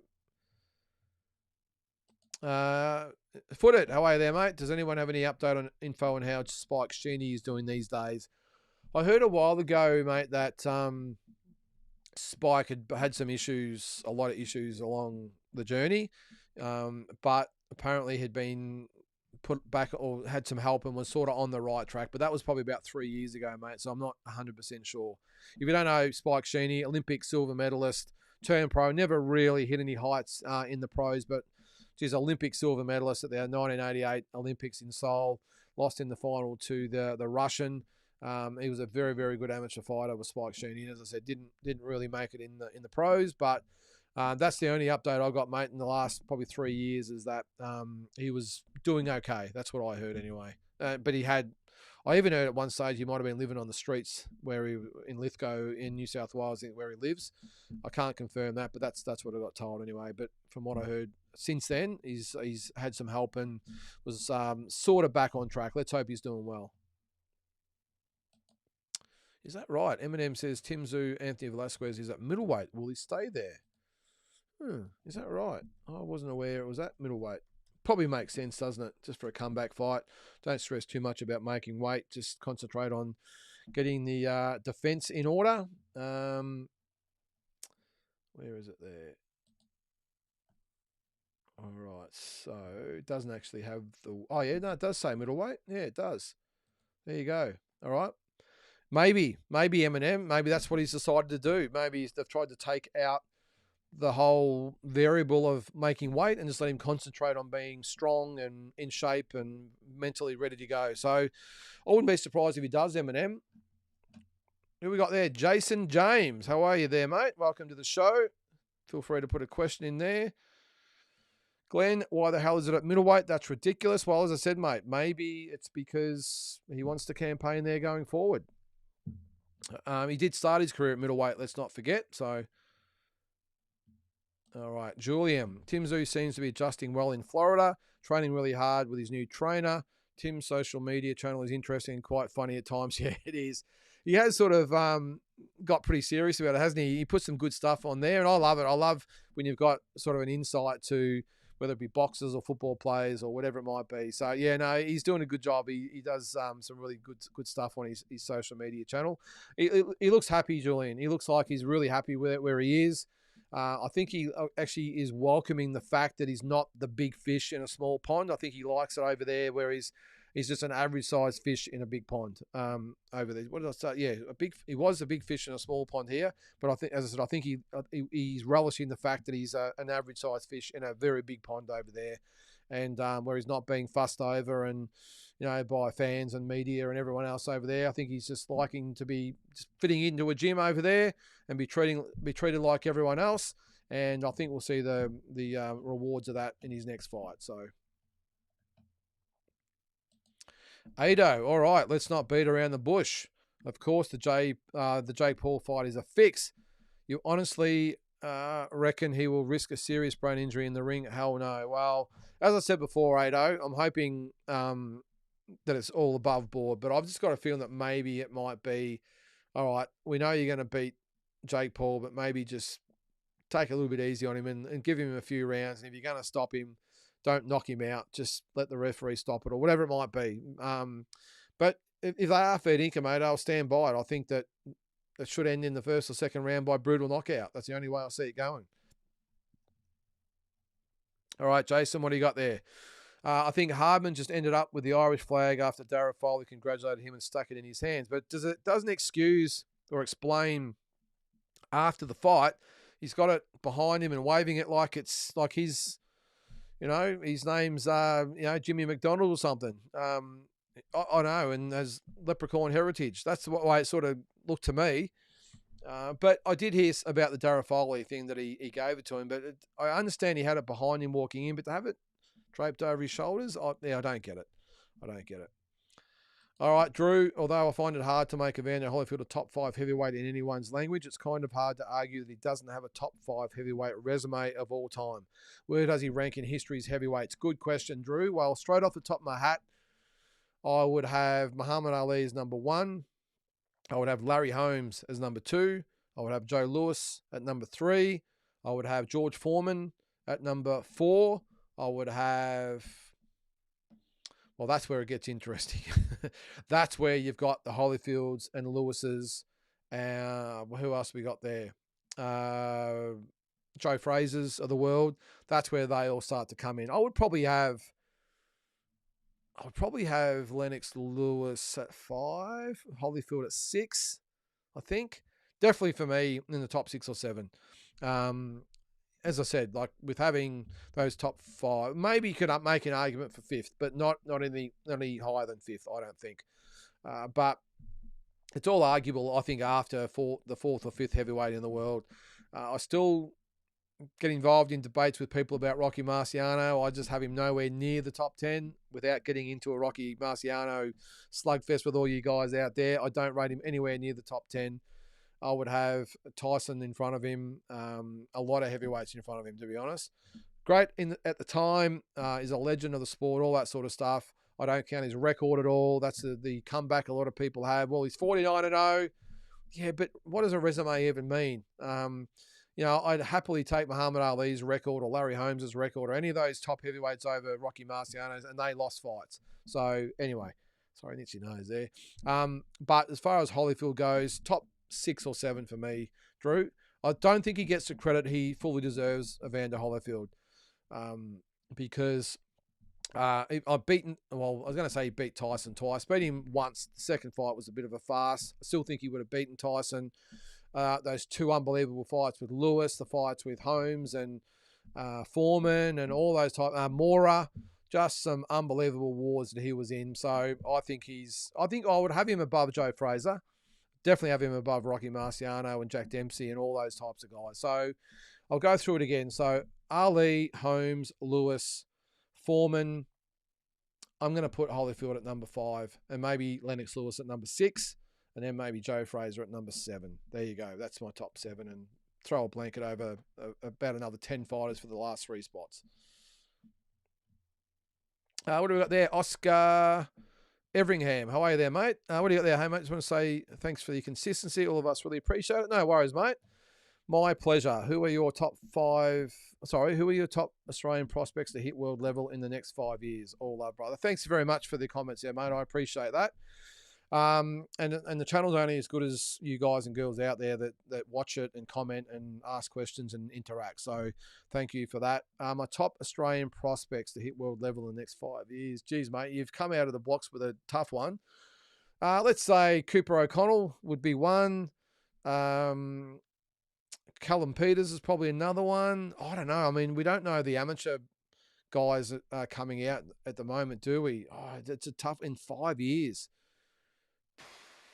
I don't know, Oscar. Let me have a think about it.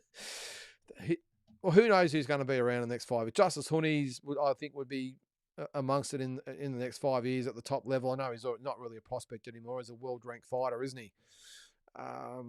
Yeah, I can only probably go with those couple, mate, at this stage. I'll have a think about it.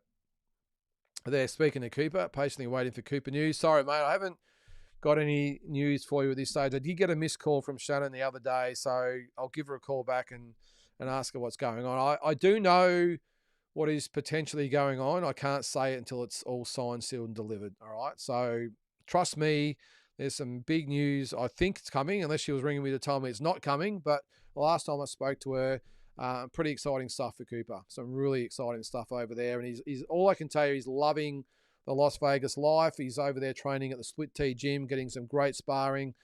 He's going to all the open workouts and sparring sessions and probably the fights over there as well. So he's absolutely loving it in Las Vegas, relishing in the whole fight scene over there. But as far as his own career goes, just hang fire on that, mate, because if it's what I was told before I went away, it's some big news. Adam, since 2022, who has Joshua really fought? He's 100% taken the piss. Well, all the big fights he's had, he's lost, Adam, hasn't he? It's a good point. He's doing the John Ruiz tour. Yeah, the tour. Yep, maybe. Dubois, yeah, he fought him, but he lost to him. And he lost to Usyk and he lost to, although the only two fighters haven't he? Well, in the last, what'd you say there? Since 2022. Yeah, it was Dubois who he's lost to and Usyk that he's lost to as well. All right, Glenn. Maybe Canelo could be on the Zerto Benavides undercard. I'm sure that'd go down well, Glenn. Got a feeling that it's a golden boy card, mate. It ain't going to happen, but I know it's tongue in cheek, but it would be the classic irony, wasn't it? So have another drink here.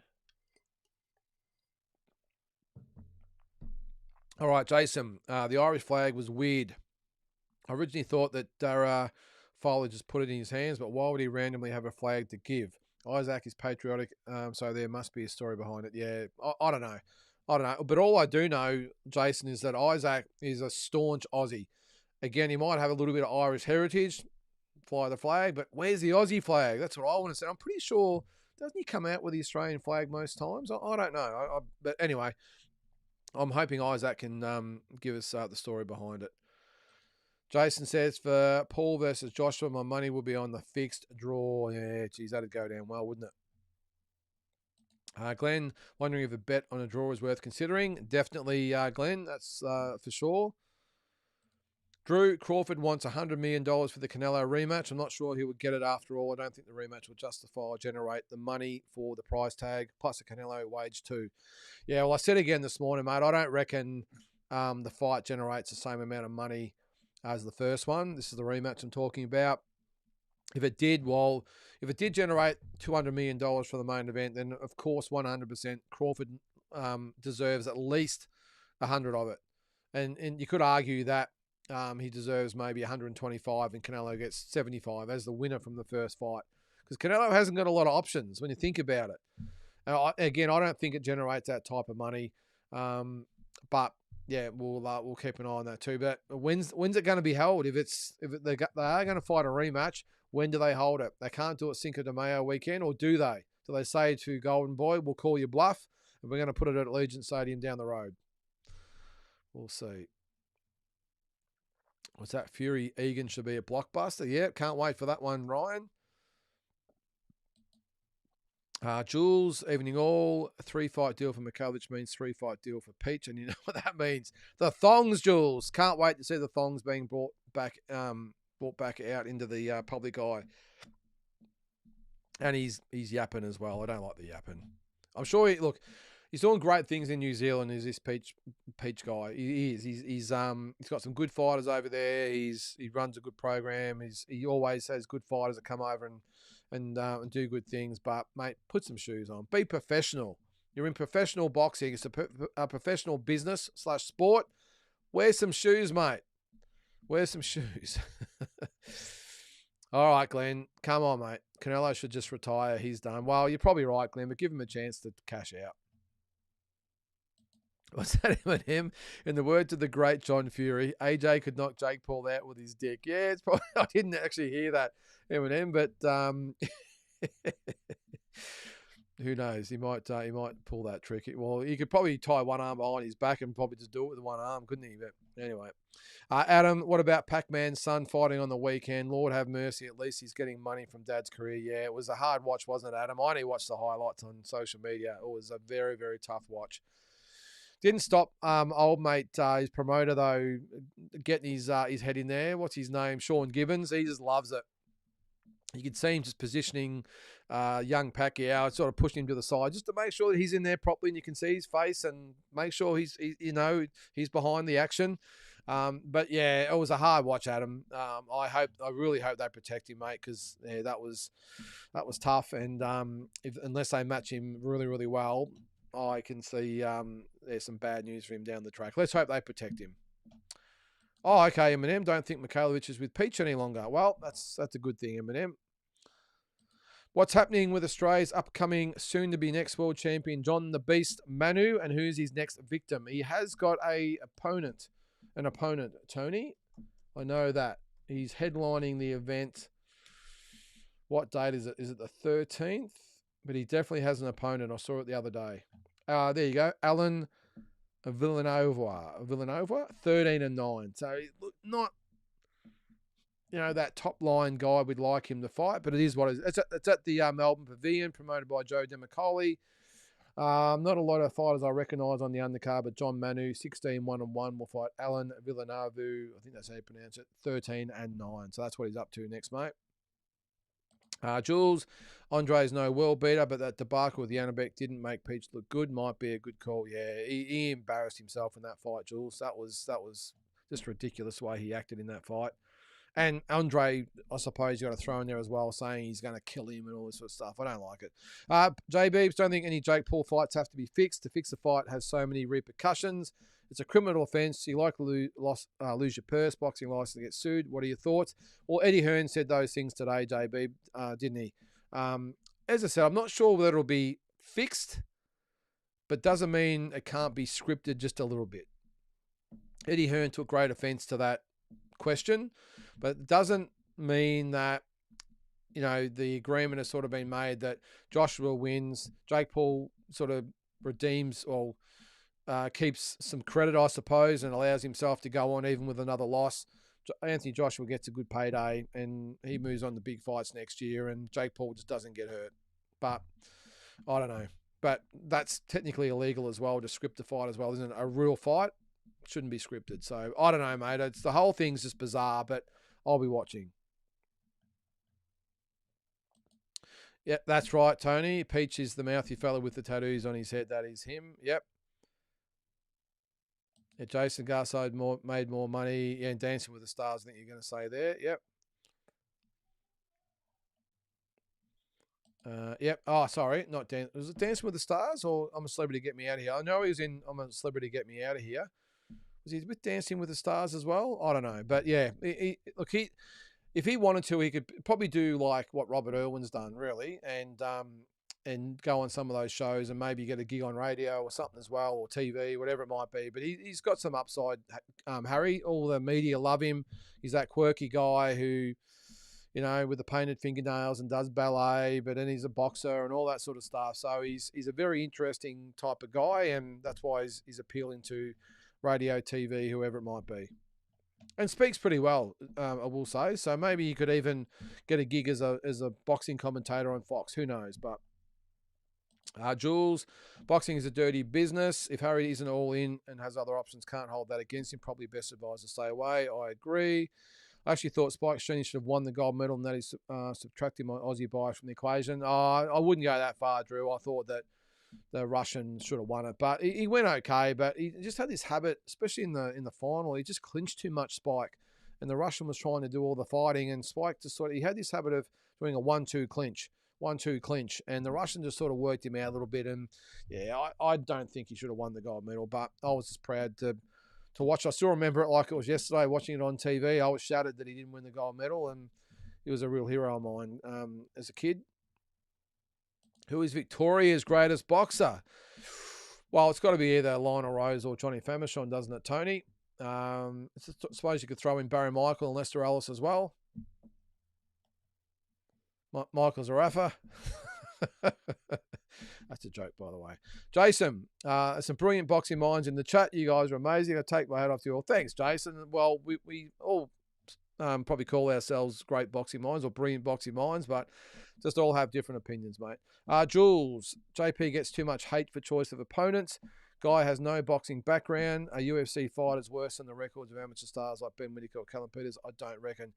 I think the thing is, Jules, is that it's okay for him to have those type of opponents, but it's the fact that he's tried to actually legitimize the opponents as real fighters, as real opponents. If he just came out and said, "Oh, I'm just starting my career and I'm going to fight these guys to build up my career," that's a little bit different than actually going out there and trying to convince us fans that they're actually opponents of merit. That's the biggest, I think, issue that fans have. If he was just going about his business and saying what he wants to do in the future, all that sort of stuff, that's one thing. But actually try and convince all the fans that that's actually for real and they're legitimate guys, that's the issue that people have with him and why they haven't jumped on board.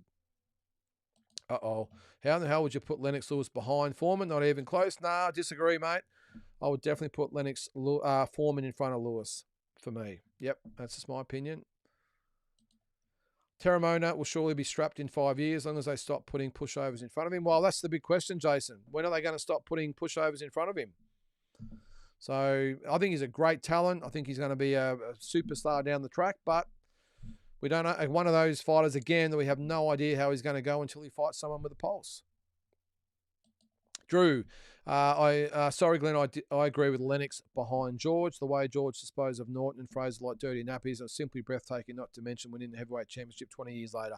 That's why I've got him in front, Drew. If George Foreman hadn't have come back in 1987, I think it was, and just retired after the Jimmy Young fight, it was Jimmy Young, wasn't it? Yeah, I would have definitely had Lennox in front of him. But for George Foreman to come back and pretty much have a second career, I think he had more fights in his second career than he did in his first career.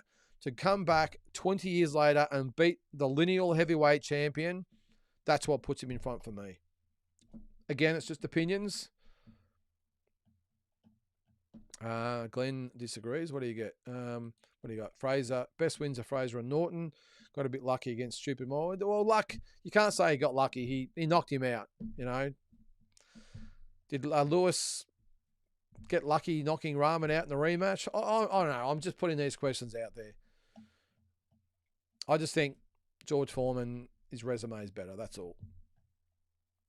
What else have we got? We've got a couple more comments. Glenn, Glenn, what do you got there? That's his winning resume. Lewis blows him away in regard to resume achievement and skills. Yeah, I sort of disagree with that there, Glenn. Lewis was good. I mean, he had the win over a faded Tyson. I don't think you can really count that Mike Tyson win. He had some wins over. Well, let's have a quick look at his record while we've got 10 minutes or something to go.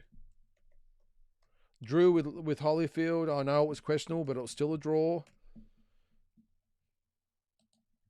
Never fought Riddick Bowe. All right, have a quick look. All right, so he beat the likes of Terrell Biggs, Razor Ruddock, Tony Tucker, good wins. Frank Bruno, yep, I'll give him that. Was knocked out by Oliver McCall, Glenn. Locked out by Rahman, Glenn. He beat Ray Mercer, Gallotta, Shannon Big. So he beat all the perennial contenders, just like I suppose Foreman did. The draw against Holyfield, the win against Holyfield. Yeah, I don't know. The win over Klitschko, of course. Look, you could argue that there might be line ball, but I just think the fact that George Foreman came back for a second career and won the heavyweight title at 45 years of age, that's what gets him over the line for me. But look, it's just opinion. Everyone has their own criteria, and you've got yours, and that is cool. Drew, they were the same Norton and Fraser that beat Ali. Good point, Drew, and gave him all kinds of hell in their losses to Ali. He also had to hang in there as a 45-year-old man in the 10th to land the punch. That's my criteria as well, Drew. What's that? Got a boot, boys. It's getting dark and I have to get up early. Stay safe. Thanks, Tony. Thanks for tuning in, mate. See you next week. Styles, says Ryan. Lennox was better. Does it really matter about Styles, though? Maybe. I don't know. I mean, I would have thought it doesn't matter what style you got. It doesn't come down to your achievements and resume and everything else. Record. Not so much record, but definitely resume. I don't know. I actually think George Foreman was underrated as a fighter, Ryan. I think everyone just sort of... The second career was definitely just a bit of plod club sort of thing. But I actually thought early in his career, I know he went for the big knockouts all the time. If you watch him, he actually had pretty good footwork, good kit of punches, left himself open a little bit. But I actually thought he had pretty good skills. We just never saw it because he just bombed people out of there. Maybe Lennox was slightly better technique-wise, but at the end of the day, I mean, Foreman was just... Did you give him the nod because he was just knocking everyone out? And Lennox Lewis sort of had a 50-50 sort of split. I don't know. I mean, lots of different criteria. I'm not going to argue with anyone that says... that Lennox was better than Foreman. I'm just saying, in my opinion, I think Foreman was the more accomplished fighter and should be higher in the pound for pound, not pound for pound, the heavyweight rankings, all-time rankings. Adam, man, if the Tyson fight versus Paul wasn't enough to tell everyone it was a piss tape, then I don't know what will the interview with Tyson before the fight. What's that there? I don't know what will the interview with Tyson's son before the fight should at all. I don't quite get that, Adam, but maybe rephrase that. But I get it. It was hard enough getting through the Tyson and Paul fight. How's it going to be getting through the Joshua and Paul fight? All right, Glenn. Styles make fights. Norton and Joe were made for George. And remember, Mora was a light heavyweight.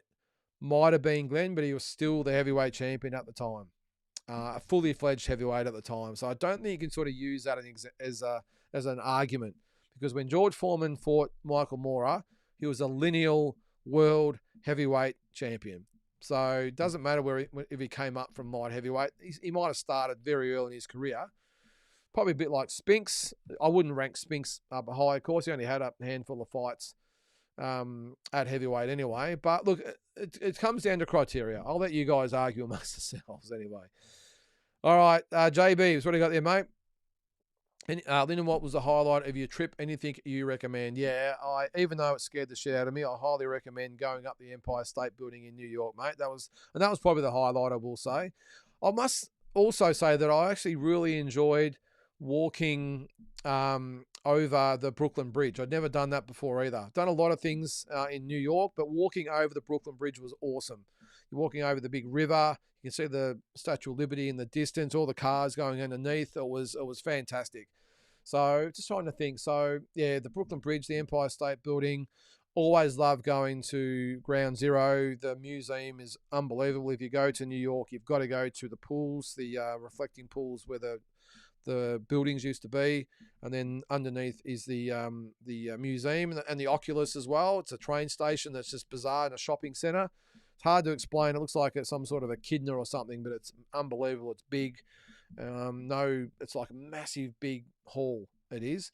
I definitely recommend that JBs, and definitely go to the basketball. Or it could be basketball, it could be ice hockey, it could be football. Go to an American sports game. It is something else. It really is.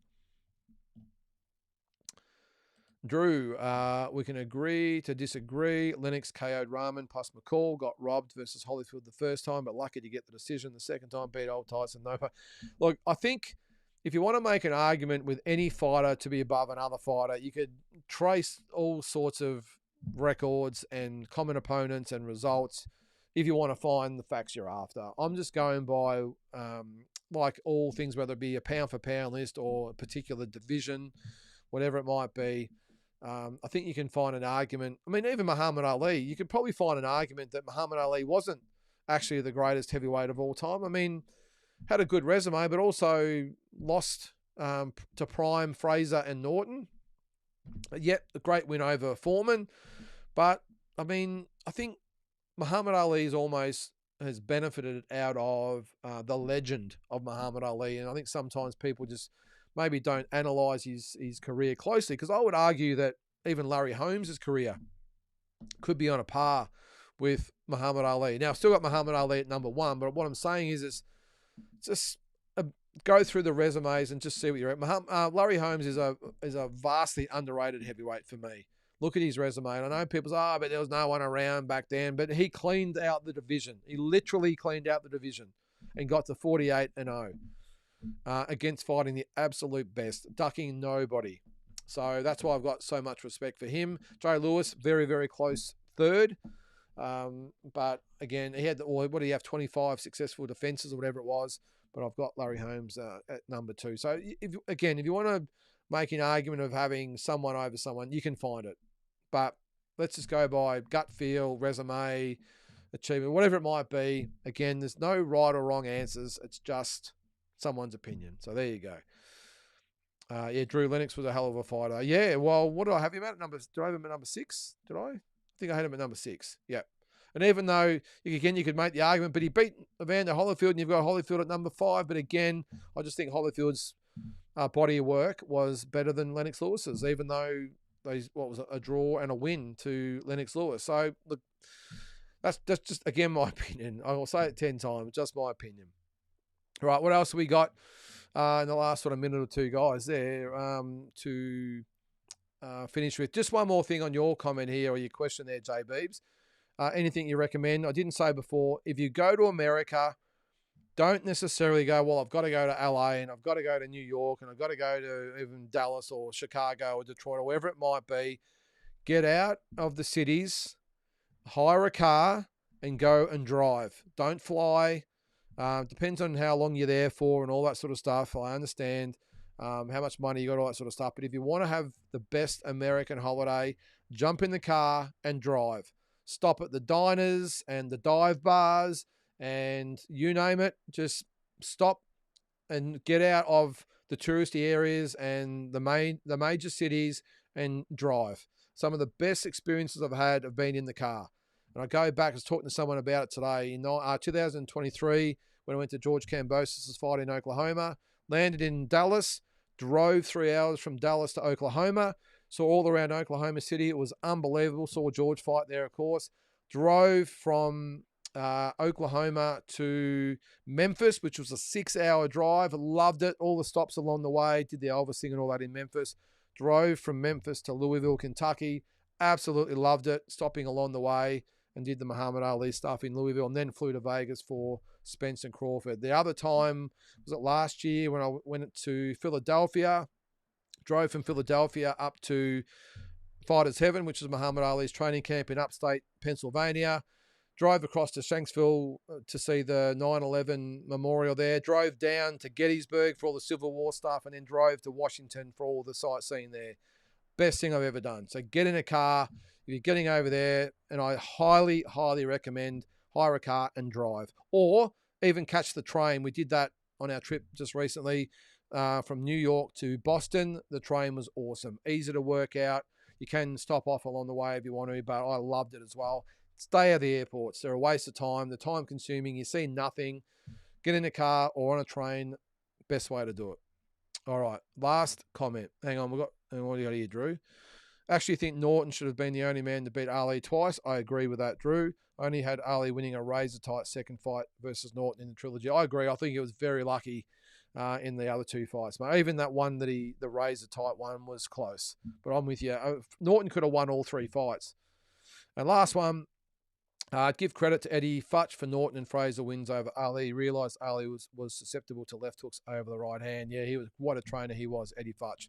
And trained Larry Holmes as well. He did too. So there you go. Yeah, no worries, Jason. All good, mate. And I'll agree with you, Holmes being ahead of George. But all right, well, I'm going to leave you guys to argue with the comments for the time being. It's 1 minute past 9, so that will do it for this week's episode. Again, make sure you catch Walking Boxing every day. The video is normally up by about 10 a.m. And also on Spotify at some stage during the day as well. And some other things hopefully we'll have coming up over the next few weeks if I've got time with other fights and that coming up. So have a great week and look forward to catching you next week on Talking Boxing. Thanks, guys.